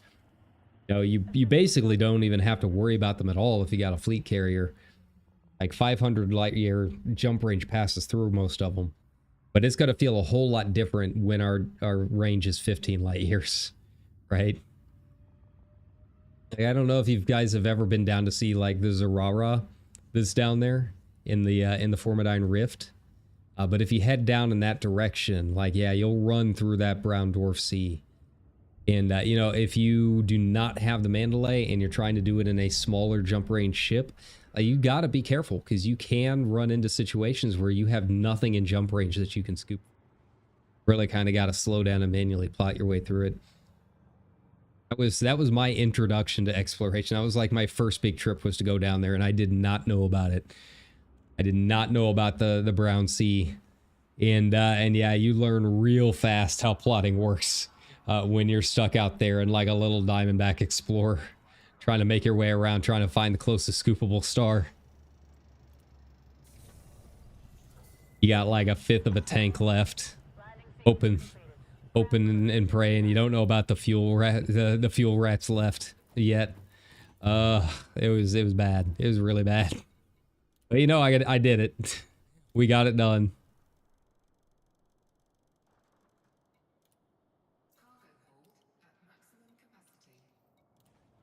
All right.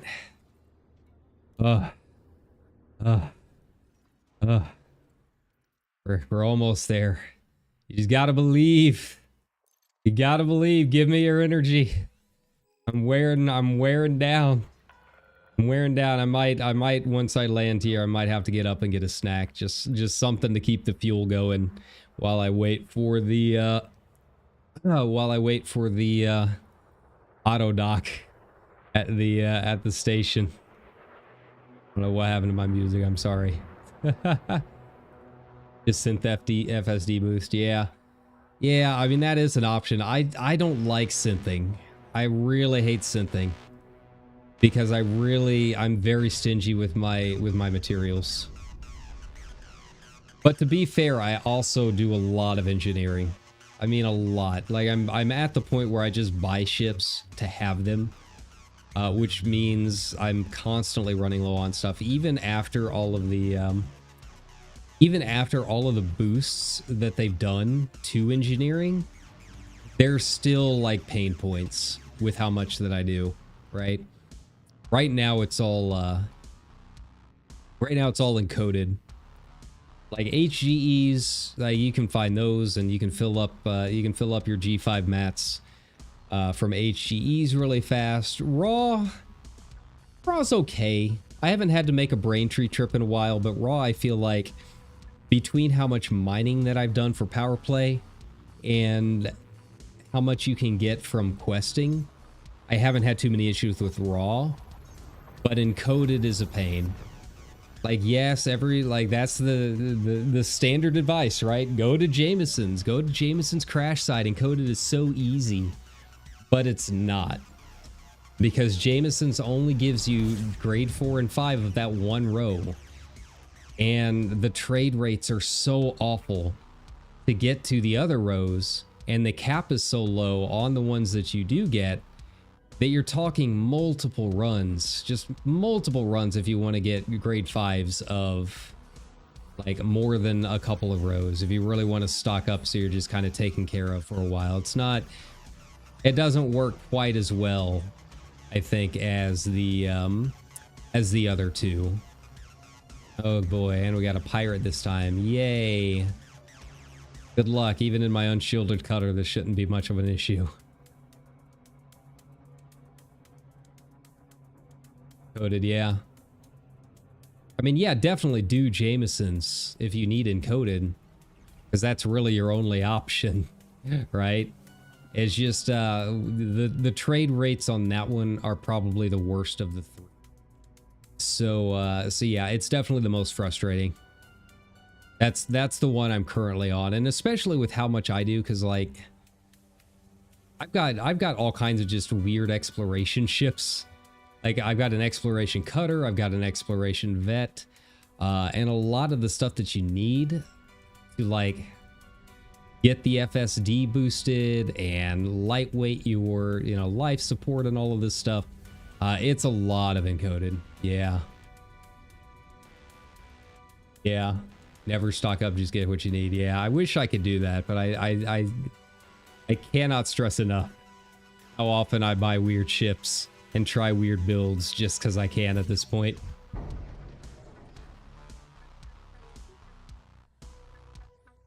All right, get out of here. He's not even going to be able to catch me. Quad. Get out of here. Yeah, and this and my cutter does have the double engineered one that we got from those. It does have the tech brokered ones. There we go.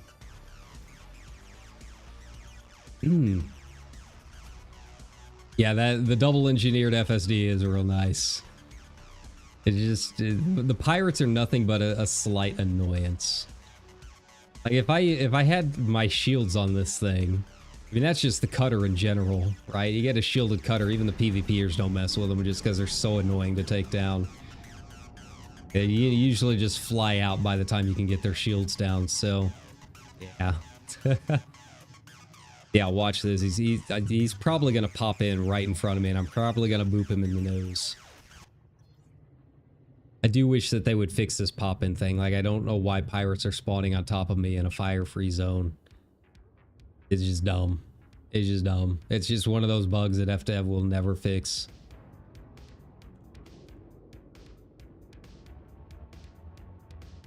There he is. There he is in that little FDL. Isn't that little FDL? It's not too bad. I mean, the Titan drive component is kind of annoying.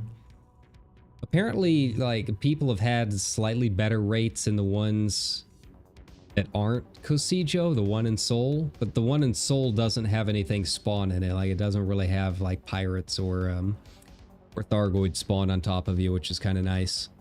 It has a few things like floating around. It has a couple of other haulers that might take some stuff, but it's not bad. But yeah, the Titan drive component is just the spawn rate so low. But the nice thing is the way Titan spawns work is things respawn once they leave your radar. So it's not like a lot of other things where you have to like reset the instance. You can literally just fly around the entire time until you find. That's what I did for the last couple. I think I've made 3 or 4 of the Tech Broker FSDs. But you know, after doing this, after building this stupid station, I feel like the rarity of Titan drive components is going to be like a nice refreshing breeze. It's like walking down to the beach, man. But yeah, it's definitely worth it though. Like it's also increased range too, because the faster boot drive is also a slight boost to range. So I would say they're worth it. It's not something I don't think I will put on every single one of my ships. That's just too much work. The regular SEO will be fine. But I am doing it on all of the ships that I think are important. So, you know, my combat ships, this cutter, obviously my exploration ships. My team drive, I mean, congrats on the money. Well, I guess, well, maybe not. I've been hearing that they no longer have them available in the FC commodity market, which is kind of weird. I don't know why they would have taken that out. Meanwhile, people are making bank from CMMs right now. Like, yeah, money's no longer an issue. But yeah, like that's what I heard. I don't know if that's something that they did, that they broke, if it's just another bug, if it was purposeful. Yeah, I had some like trying to stock up and maybe move them around to a couple of other squad mates via the FC, and yeah, they couldn't put it in anymore. 1 and 2 hours, yeah, that's rough. I don't think I've ever gone 2 hours without one, but it can take me, yeah, it can take me 30-40 minutes sometimes to find one. But you know, the nice thing is there's other things in there that are required for the Titan drive component or for the FSD. So yeah, you can also pick up a couple of those mats while you're in there too, or meta alloys if you just want some meta alloys. Those are always handy. That's really the only thing I've ever really unlocked from the Tech Broker. It was really that and the expanded planetary probes. I do have those from the Tech Broker too, the one they gave out at that last CG. That one's handy. That one's real nice as an explorer.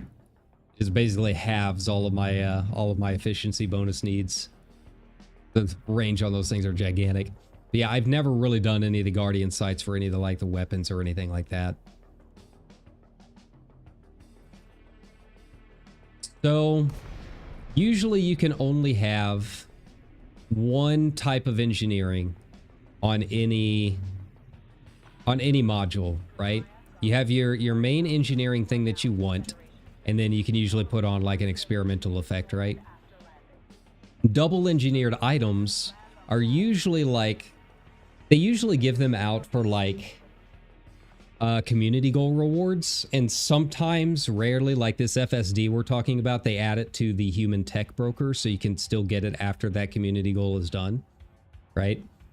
And it means exactly what it says. They are pre-engineered, so you don't have to do any engineering on them, to have 2 different effects.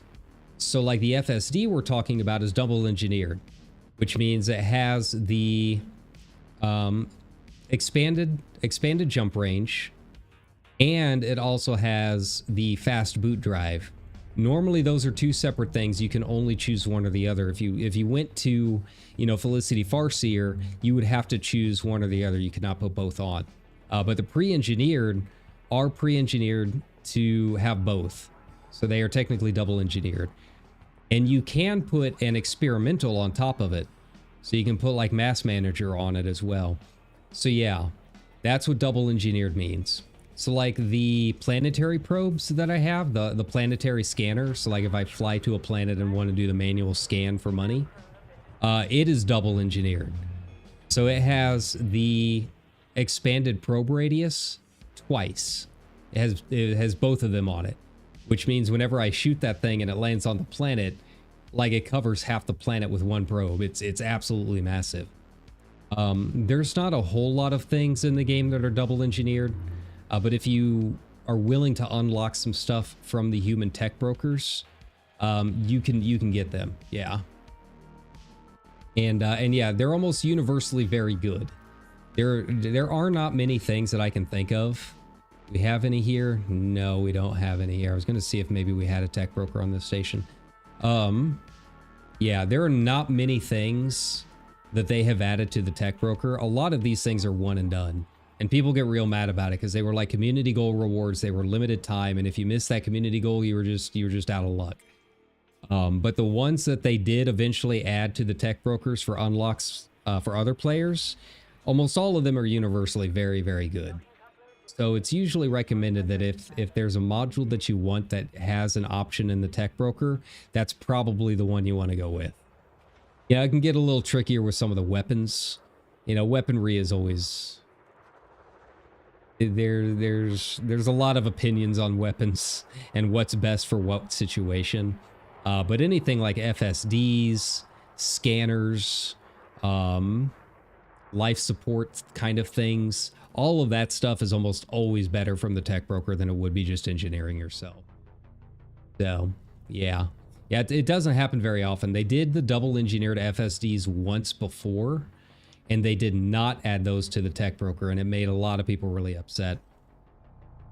It was one of those situations where some of these modules are literally the best in the game, and then they took them out once the goal was done.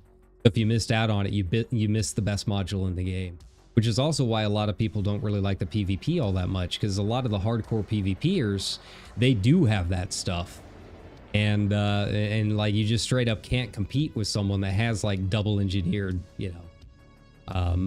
multi-cannons or something like that, right? So yeah, it is very nice. People were very upset when they saw that the community goal was going to have the double engineered FSDs for the Titan. And it was very nice that they did end up putting that into the tech broker.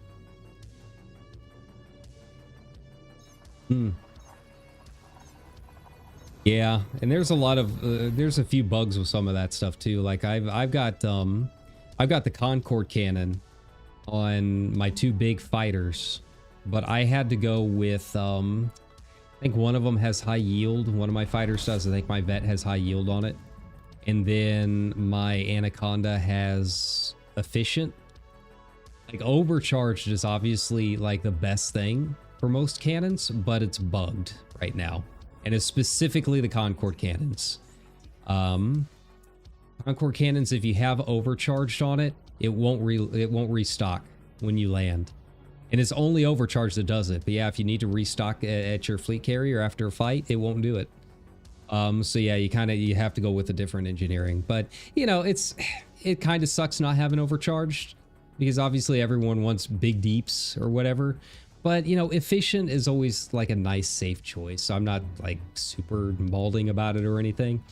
And since I changed them over, they're really good. I still really like my Concord cannons. I've got 2 of them on my Anacondans as opposed to just the 1 on my Vet that I had in my old video, right? But yeah, overcharge just bugged on a couple things. I think it's just the Concord cannons, but yeah, you gotta kind of pay attention to that kind of stuff. But yeah, you know, efficient, focused. If you're talking lasers, you know, those are always, they're kind of boring, but they're always nice, safe choices. Like, you're never going wrong with them. So, you know, that was kind of nice. It is weird that, like, shot cannons and flashlight launchers don't have like an efficient or a focused option. Because, like I said, like, who's gonna be mad at you for having efficient engineering, right? Like, no one. Like, you might have some people that are like, oh, that's not the best DPS, but they're not like gonna be mad about it and be like, you know what, that's fair. You know, efficient is like, it's an okay choice. You can't, it's not a bad choice. It's not a wrong choice. It's just a boring choice, right? The first ones you couldn't add Mass Manager, huh? Yeah, and the new ones you can, which is really nice. So yeah, like the new double engineered SCO drives are literally like, there's no reason not to have one if you're doing anything that requires jump range. It's literally the best FSD in the game.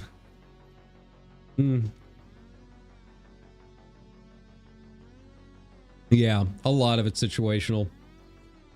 And that's kind of why I don't like, I'm not, you guys know me on this channel. I hate spreadsheets. I don't do anything because anyone ever tells me it's the most efficient thing to do.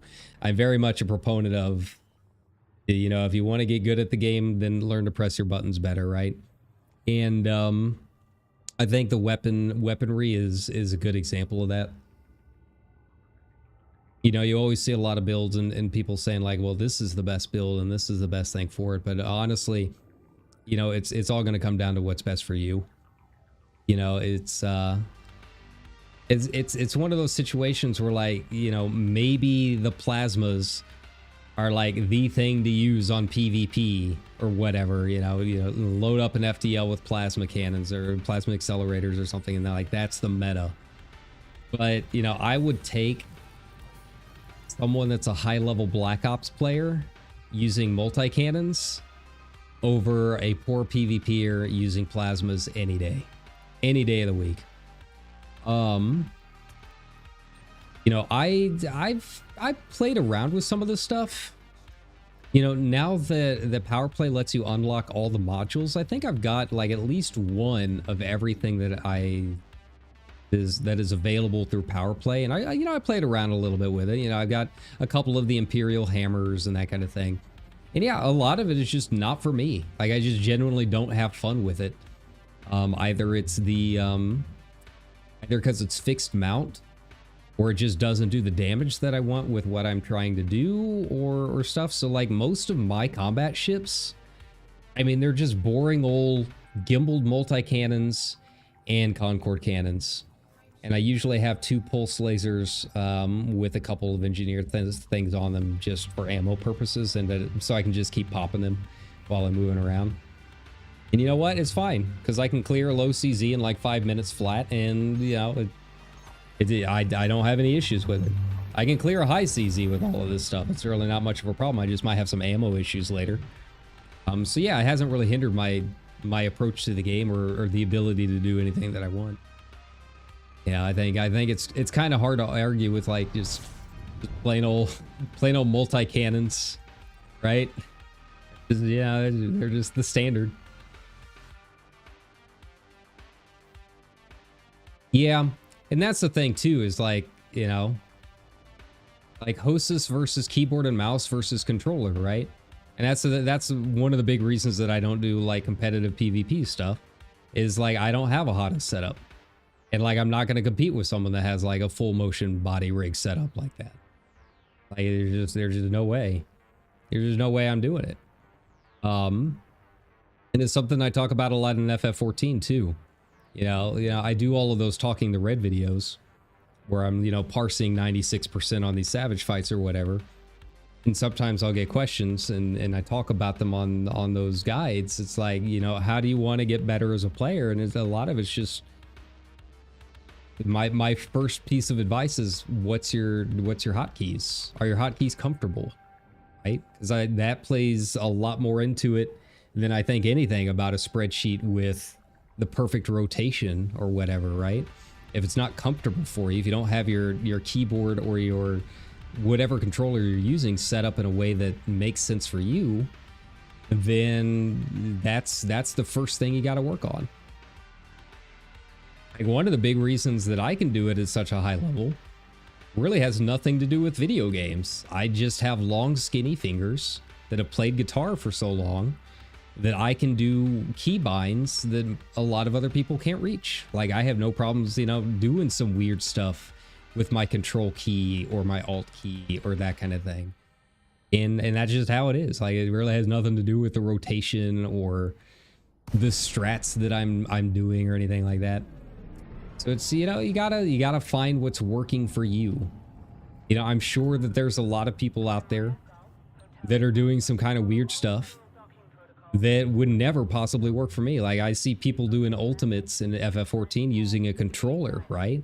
And that just blows my mind, because there's no way I would be able to do that on a controller. Just would not happen, right?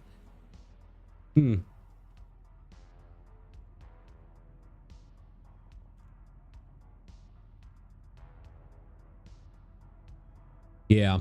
Yeah, see, stuff like flight assist off and stuff, like, I don't even worry about any of that. And I'm sure that there are a lot of people that do, and that's fine, because if you have a lot of fun doing it, that's what's really important, right? But for me, it's never hindered anything that I want to do in game. It's like, you know, if it would be one thing if it was causing me to not be able to do things in the game that I want to do at the speed and rate that I want to do it. But so far that hasn't happened, right? I'm able to do pretty much all of the content in the game that I want at the speed that I need to be able to do it. And because of that, like, I've really had no interest in learning FA off. You know, I know a little bit of the trick about, you know, flipping it on and off. I've got my hotkey set, I think it's Z right now, to do really fast turns. And, you know, I'll flip that every now and then. But honestly, like, most of the time I'm doing CZs and stuff, I'm in an Anaconda or a Corvette. And, like, I'm already popping I'm already popping NPCs from like 3 kilometers out. And, like, I literally just don't even have to move. Like, they kill themselves rushing at me most of the time. You know, I won't say it's the most exciting way to play. You know, if you're someone that really wants, like, the immersion and really likes to be active in it, don't play the way that I do. That would be my piece of advice. Don't do what I do, because I do not do things necessarily in the most exciting of ways, right? I'm very lazy like that. That's kind of why I like the Corvette. It's because it's like the lazy boat. And sure enough, yeah, I mean, it does get annoying, absolutely. Like, the jousting can get annoying. We've all had that like competent rate vulture that just is too big for his britches and he's just zipping around you, right? That gets annoying. And Shaft does get annoying with the all gimbaled stuff. But you know, at the end of the day, I will take being slightly annoyed for a few seconds to have to put in less effort in the long run. And to be fair, I do have my Python, and my Python is all pacifiers. So, like, if I do really just want to feel active about flying and controlling the game, like, that's all fixed. That's all, you know, staying on top of it and, you know, giving myself the gamer lean over the keyboard and that kind of thing. So, you know, and sometimes the mood strikes. You know, that's a lot of it too, is, you know, what kind of mood are you in when you're playing? Are you just like kind of chilling and vegging out and just, you know, running errands? Or, you know, are you wanting to put in, you know, a little bit of active brain waves to do something? Yeah. So, you know, it all varies. It all varies person to person, right?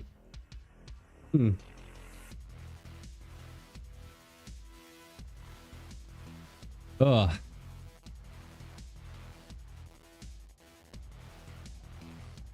All right. We're almost there, guys. We're almost there. We got what? 2 more, 3 more? I don't even know. I don't remember what it said last time we landed. I don't remember. It's all just a haze at this point. We're all just vibing.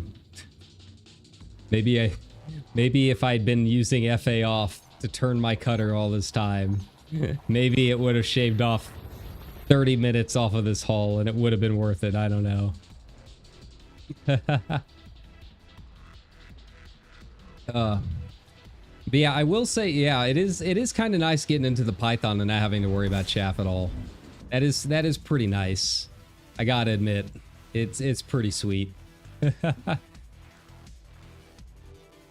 yeah, like just as an example about, you know, people talking about efficiency and that kind of thing. You know, I would get some comments every now and then after I made the video about the Concord cannons about, you know, make sure and target the power plant and all of that stuff. And honestly, like, I do try and do it nowadays, but, you know, I've timed myself. It has not really changed the time all that much at all when I'm doing my CZs, whether I target the power plants or not. Because there's a lot of cases where the power plants, they don't blow up the ship if I take it down. It just makes them slightly slower. And the time to actually, like, sift through the list to target the thing, even cycling through with my G key can take a little bit of time. But yeah, everyone was insisting, like, yeah, target the power plant, target the power plant. They'll go down so much faster. And I have literally taken out my stopwatch. And in my Corvette and my Anaconda, it does not take really any time off at all on the overall time to kill in finishing a low CZ. So, you know, people have a lot of advice on a lot of things, but ultimately you got to do what's best for you and your own experience, because only you know how you play, right? But yeah, I mean, like I said, you know, one of my squad mates is apparently one of the best PvPers in this game. He's got a lot of opinions, and he really likes to look down on people that are doing things quote unquote wrong.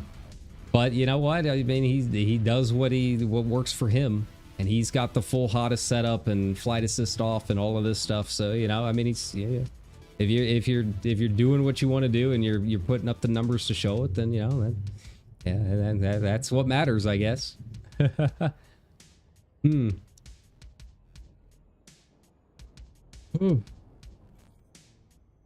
All right.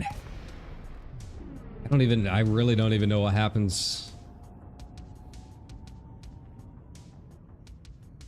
Yeah.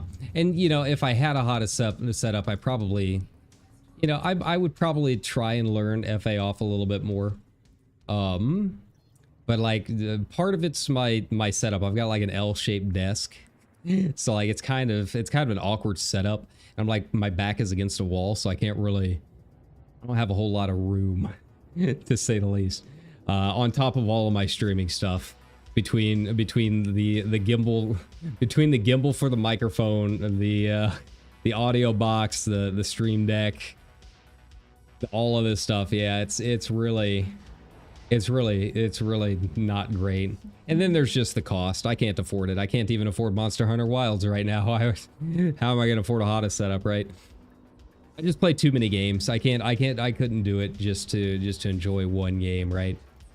Yeah. Yeah, that's the thing, is like, you got to make your own fun. So like, yeah, like if you enjoyed the challenge, like that's what this PvP mate of ours in our squad, that's what he finds the fun in, is he likes the theory crafting and he likes the numbers game and the efficiency stuff. And I think that's fine. I really only have a problem with it because, you know, after streaming and doing all of this stuff for so many years, it's just a lot of times you get people that look down on you for not doing those things. So I purposely don't do those things out of spite, just to show more casual players that you can do it without worrying about spreadsheets and stuff. But if it's just a personal choice and like you're not looking down on other people for playing, you know, inefficiently or what you think is wrong, then I mean, I think that's fine. I mean, you know, our squad wouldn't be anything without our spreadsheets because of the BGS. Like, we keep a running spreadsheet every single day. We got one guy that does it. Keeps a running spreadsheet every day. And yeah, we owe a lot to that. So, you know, it's just, you know, what it is.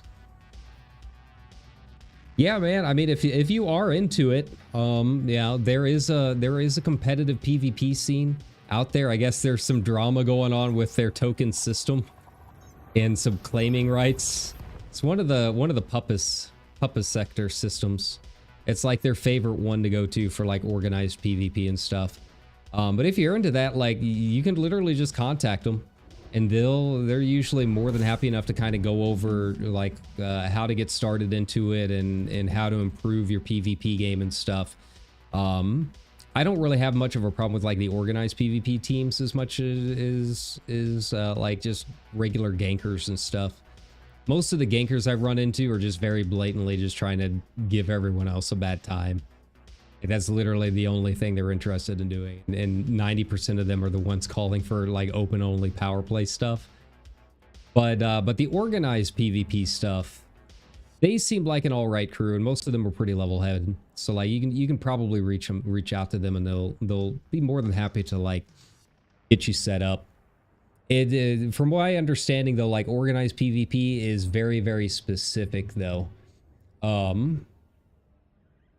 Like they definitely have like meta builds, and you know, a lot of them are like 4v4 like wing fights and that kind of thing. So like they have like their own system. I don't know if you have ever like seen Rebel Yell posting on the forums. I don't think they're a streamer, but they post a lot on the forums, and I think they run one of Archon Delane's discords. There's been some drama in the Delane discords, but I think they still are one of them. As far as I know, they're part of the PvP community, and they're all right. You could probably reach out to Rebel Yell, and they'll be more than happy to like kind of get you set up. Our squad mate that does it is Tommy the Newt. He's kind of infamous in the elite scene. If you can reach him, he's usually happy to talk about this stuff. He would know a lot more about it than I am, but he's also kind of jaded with colonization and kind of winding down his playtime. You know, for a lot of us in our squad, like, they're very big on the BGS, and colonization has kind of changed everything about what we've done with the BGS for the past 10 years, right? And maybe it's in a good way, but in a lot of people, in a lot of people's minds, it's also not in the best of ways. And yeah, I think Tommy's gonna wind down for a little bit. But if you see him in game, like, feel free to talk to him and say, hey, you know, I want to try organized PvP. I heard, you know, you've got some good tips. Someone that I know in Diamond Frogs told me to ask you. And yeah, the organized PvP crew seems all right. It's just the gankers hanging out in like Desiat, or like anytime there's a big like CG event or something like that, they're usually the ones causing a lot of trouble. Them I don't like as much. I hated that in WoW. I'm too old to deal with all of that, so I just play solo. It's just the way to do it, right? I don't even have to think about it. It's nice. But it is really funny when a lot of the gankers are complaining about open-only PvP or open-only power play. And like, one of the big excuses for it is like, they're always talking about how it's not fair that they can't see the what's going on against them. And like, with how much BGS our squadron has done over the years, and how much like we're involved with it, like, I got bad news. Like, if you can't handle the fog of war, like, you're not ready for power play. I just straight up, if you can't handle not seeing what other people are doing to your systems, power play ain't for you. The BGS is not for you. That's like 90% of what we deal with. And it's just like, you know, we just deal with what we can. We see where things are happening. Maybe we have some guesses as to why it's happening, but mostly we're just focused on where and what we can do about it, right? And like, yeah, that's pretty much what you got to do. So like, if people are worried about not being able to see things that are happening at power play, thus it should be open only. Like, I'm sorry, they're just not ready for power play. Even if it was open only, like, it's so hard to be everywhere at once unless you're like Canon, like just one of the absolute just massive power guilds like Canon or Ashling's Angels or Lavini's Legion or something like that. Like, you just can't be everywhere at once. There's going to be situations where you can't tell what's going on. But, you know, a lot of that might also be moot now. You know, like I said, it's going to be... I'm really, really curious what's going to happen on Thursday when the tick happens and, you know, all of these systems start coming online and, you know, the BGS actually starts kicking in. Like, is BGS even going to be a thing anymore? Like, obviously, the computers are going to be running it, and it's going to affect the factions within the systems, but, like, is anyone really going to care? Like, I think that's going to be the really curious part. Like, I'm sure, like, people like Canon doing these big projects to, like, these big nebulas and stuff are going to care, and maybe some of, like, the inner factions near Seoul might, but it's changed so much about how people are going to be approaching a lot of this stuff that, you know, I really don't know. Or like these new colonies, right? Like what happens with the new colonies? Like, you might have some people that are fighting over a colony that that was taken, right? But like, just take my system, for example. Like, if someone that really hates the frogs comes in here, are they really going to mess with it? Because I'm still the architect, and I can basically build anything that I want in here that can screw over anyone that comes in to try to mess with us, right? So unless the system's been absolutely completed with no more build slots, like, there's really not a whole lot that an opposing faction can do as long as the architect is still active. It's just, there's just a lot of questions. There's just a lot of questions.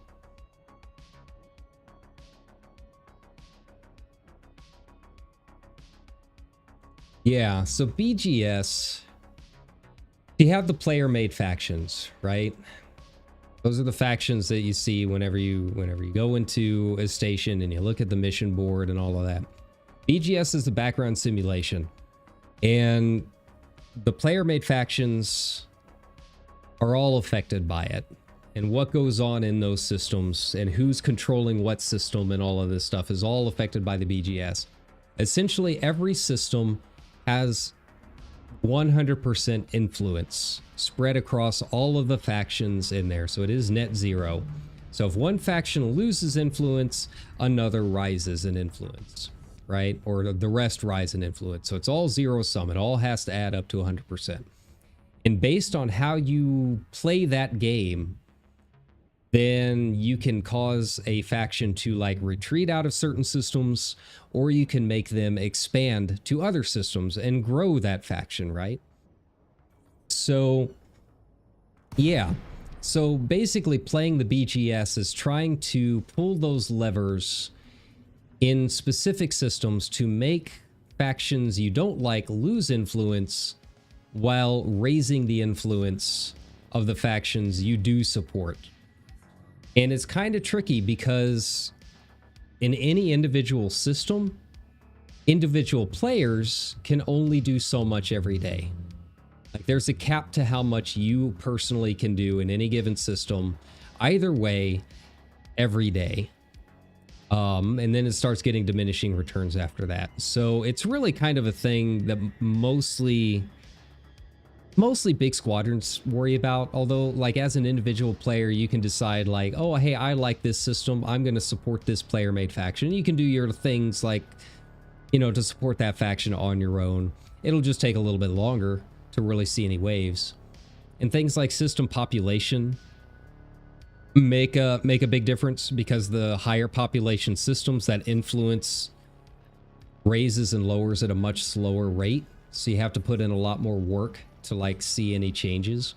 But yeah, whenever you see systems that are like expanding or retreating, that is the BGS doing its thing. So like, if I started, you know, our little squadron here in this station, in this system, eventually over time, I could help it spread to all of my colonies in this area, right? And power play kind of works the same way. It's just power play. Actually, it's almost exactly the same. It's just power play has a much better UI for it, because you can actually see what is going on pretty much immediately in any of the power play systems, because they put the little bar on it, right? So you can see how much influence is being lost or gained in any system at any given time. But BGS does not have that. All you have are the numbers that you see in the station news every time you do it. But yeah, it's essentially the same thing. It's just you're doing it for the little player-made factions in every system instead of for like a big power. All right. Here we go. This is it. This is it. This should be the last one. The Ocellus port is coming online. Let's do this. Transfer all. 404. Less than a week to solo build an Ocellus starport. Yay! Ah, we did it. We did it. Completed facility. Confirm. All right. The colonization ship will be departing in 15 minutes. Gant's Reach. Well, that's getting name changed. All right. Let's get up here. Let's switch up our ship. Let's take some screenshots, and most importantly, let's look at the station news. Did anyone help me at all with this, or did I really do this all solo over the course of the entire week? Less than a week. It's been rough. It's been rough. I'm so hungry. I'm so hungry. I'm so tired. Yeah, let's get in here. And I also got to, I need to change the name. Need to change the name. Get it up and running. Get back to the old Yosemite here and switch over. I'm gonna switch over into my Anaconda. That's been my loyal explorer this whole time. I mean, I know the Mandalay is a little bit more nimble, but I think most people that have looked at my screenshots and stuff on Inara, on Reddit, are kind of used to the old Annie, the old cloud kicker. Thank you, I appreciate it. It's been, don't be me. That's all I can say. Just don't be me.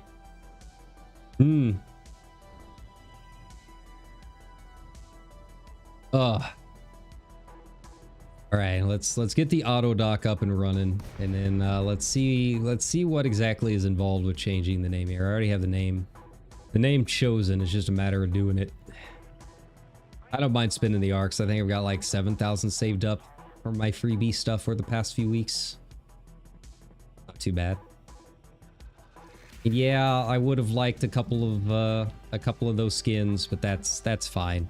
So apparently you got to do it in the system map, I think. Yeah, look at all that green. Look at all that green. Starport is operational. Description. So how do I change it though? How do I change the name? There we go. There we go. So I can do it 5 times. We're doing a custom. All right. Here, this is the port of Saint Ulfia. Let me make sure. I'm spelling this right. Saint Ulfia. There we go. Saint Ulfia was the patron saint of frogs.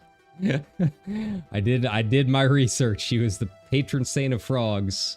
So it feels like for the Diamond Frogs' first big Ocellus starport, I feel like that's the way to go.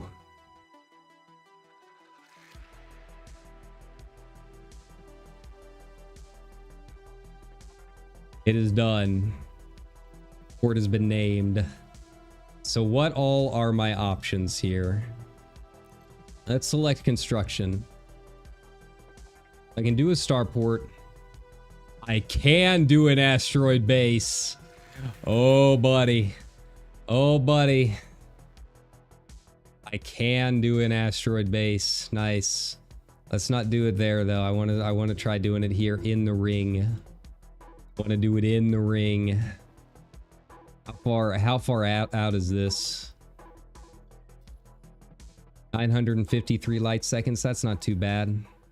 They're all about the same. They're all about where it should be. How many arcs to make a custom name? It was 5,000.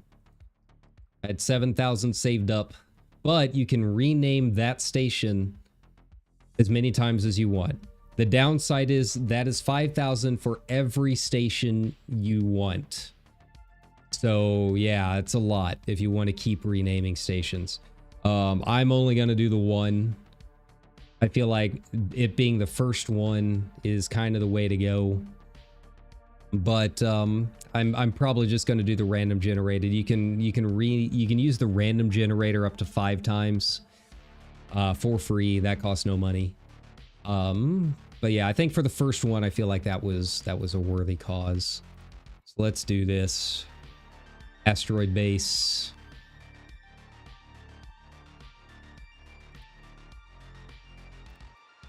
Let's look at the number. Development level and wealth level. Okay. Like these numbers are just, this is child's play. Yeah, it is a lot. I think it's a lot. And people have kind of complained that it's a lot if you want to have, if you want to do more than one station, that's 10,000 arcs. That's, one of the heavy duty skins, right? So yeah, I'm only going to do it for the one because it's a special occasion being my first one. I'm definitely not going to give it, hoot after that. Okay, so can I do it? So it cost 3 construction points. Okay, so I do not have the construction points to do it. I did not get any construction points at all from finishing the Ocellus base. That is really, really interesting. So I really do have to kind of start at the bottom and work my way up. Even though I made an Ocellus base, it doesn't count. It doesn't count for my system construction. That's weird. That's wild. Asteroid base, so I need 3 construction points. And it gives me a tier 3. So I wonder, what does all of this do? If I want to make like a civilian outpost. Cannot place facility at this location. Okay, that's fine. That's fine.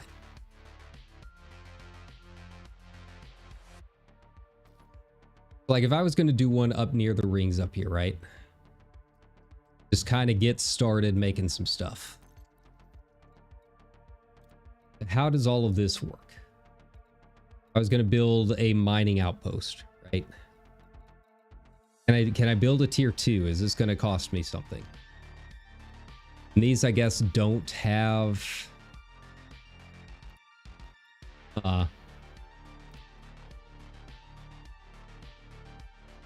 Not place facility at this location. Why is it showing me a bunch of stuff that I can't build here? That's what I want to know.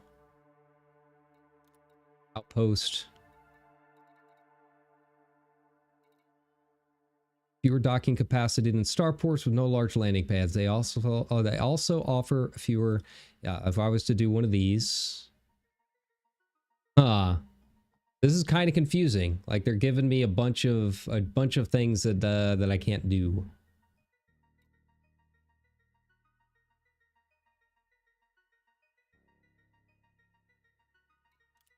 Okay. Okay, I'm starting to get a hang of it. So I would need to build like another starport, which is going to be really annoying. But we also have as much time as we want. It gives me... Okay, I'm starting to see now. Yeah, so it's definitely like making my way up. Even though I got this port done, it's gonna take some time. Like you really have to kind of start small and go from there. I feel like an outpost was kind of like a good like way to start. And it kind of goes from there. What was the asteroid base? How much? That tier 3? Yeah, so it needs 3 construction points. Got it.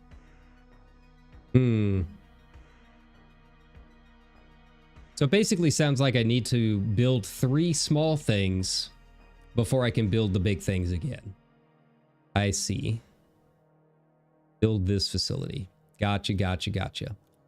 So basically what I want to do, I will probably around the main stars, that's where I would build the big things. Like the like my big Orbises and Coriolis ports and that kind of stuff. And then you know, around the you know, moons, that's where I would build my outposts and that kind of thing. It's a little confusing. You know, now that I have this UI open and available, it's not the best. I can kind of see why people are complaining about it on the forums a little. The UI could use some work in terms of just explaining how it all works. And it is very, very disappointing putting in all of this work for a tier 3 Ocellus port that doesn't count. And who knows, maybe it does count after the tick for the week and it's like fully online. That I don't know.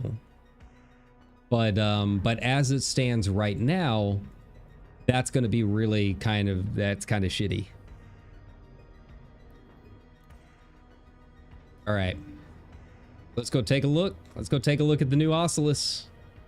Let's get some screenshots. I got my EDD up so it can auto resize things for me, because God, the Alt F10 high res screenshots is they're hefty. They don't seem all that hefty. They're what, like, I don't know, 40 megabytes or something like that. I think with what I've got it set at. But you know, with how much I take screens, you add 40 of those. You know, it takes a little bit of space. All right, Cloud Kicker, you and me, we've been at it a while. Installation around a move, but when I super cruise in, it's moving. That's really annoying. That sucks. Like, I know that is a bug with fleet carriers, and the way to solve it is you just move the fleet carrier. But you can't really move an installation once it's made, right? Let's see if it can like declaim it or something like that. Maybe that's how that works. Yeah, if you've already built it, like what do you do at that point? There's really nothing you can do. Just kind of stuck with it.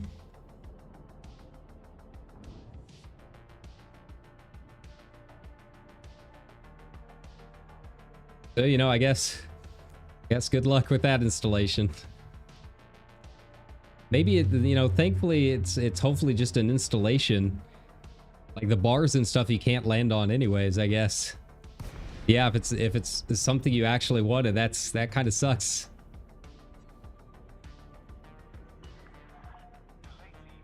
I don't even think I can boost in this one. This one I did not engineer the way that I should have. Alright, we're gonna get close. We're gonna get real close. Oh, that looks so good. I can't wait for it to come fully online and actually start like rotating and stuff. That's gonna look really cool. I don't bump into it. Alright, can I get it? Get any sunlight. There we go. I want to make sure that I'm like actually facing the thing. All right, buddy. Been through a lot together, but this is the start of a new journey. The start of it all. Not a very good angle. That's all right. I'll move it around. See if I can do this manually without leaving. Oh god, no, I can't. How do I zero it out? No. Yeah, there we go. There we go. Okay.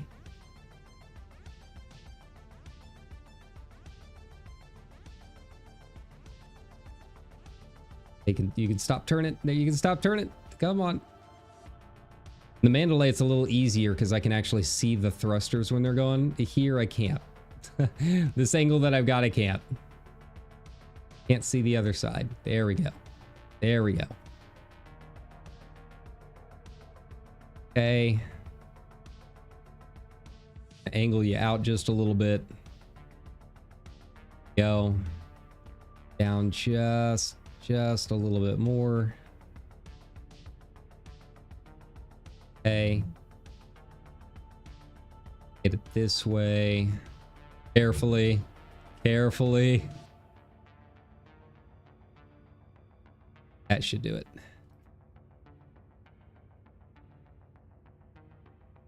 That is a lot of glow. That is a lot of glow.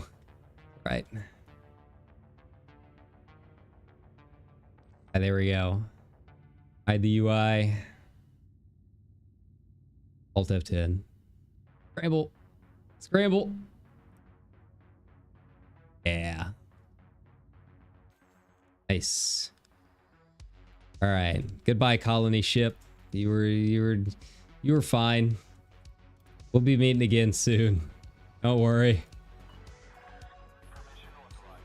Wow, that took 15 minutes to get over here. I was really playing around in the system map for a while, wasn't I? Okay.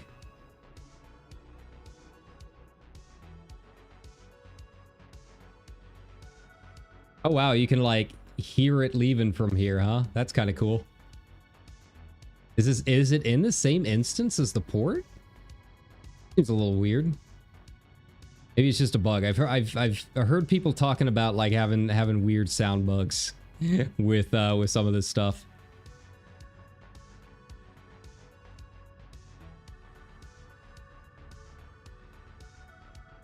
All right, now I want to see the station news. I really want to see the station news. Did I really do it? It's what, 247,000? I gotta figure out breakfast. I think I got some cereal in there. Hey, that'll be fine. Quick, easy. No thoughts.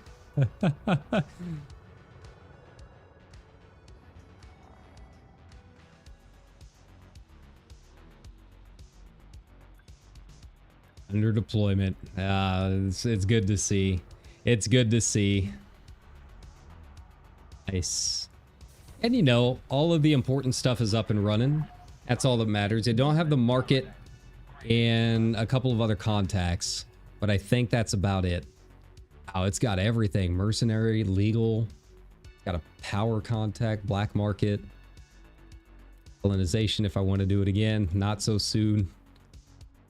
All right, so we moved in. Oh, the Mercs and Macoon moved in. All right. Good for them. They've been busy around here. Social Lita. Diamond Frogs. There we go. And then our list of all the shit we're up to. I haven't even paid attention to what. I don't even know if we have any priorities. There it is. 238,759 units. Completely solo. Completely solo. This might be the first completely solo T3 in Elite Dangerous. I haven't seen anyone else post one yet. I have no clue if that's gonna hold. Move our cursor down a little bit and shot. All right. Well, that's it for me. That's enough for now. I gotta figure out how all these construction points work. I really hope that whenever things move around on the tick that it changes things around, because yeah, I mean, I guess I can do some surface installations and stuff, because I mean that kind of stuff I got to do anyways, but it's gonna be really annoying if I can't move up to an asteroid base on Thursday, like straight up. But that being said, thanks a ton for coming along with me on this journey. like I said, later on this evening, whenever I wake up from whatever fugue state I end up being in, we're going to do some Final Fantasy Rebirth. We'll be probably doing it overnight, another long stream.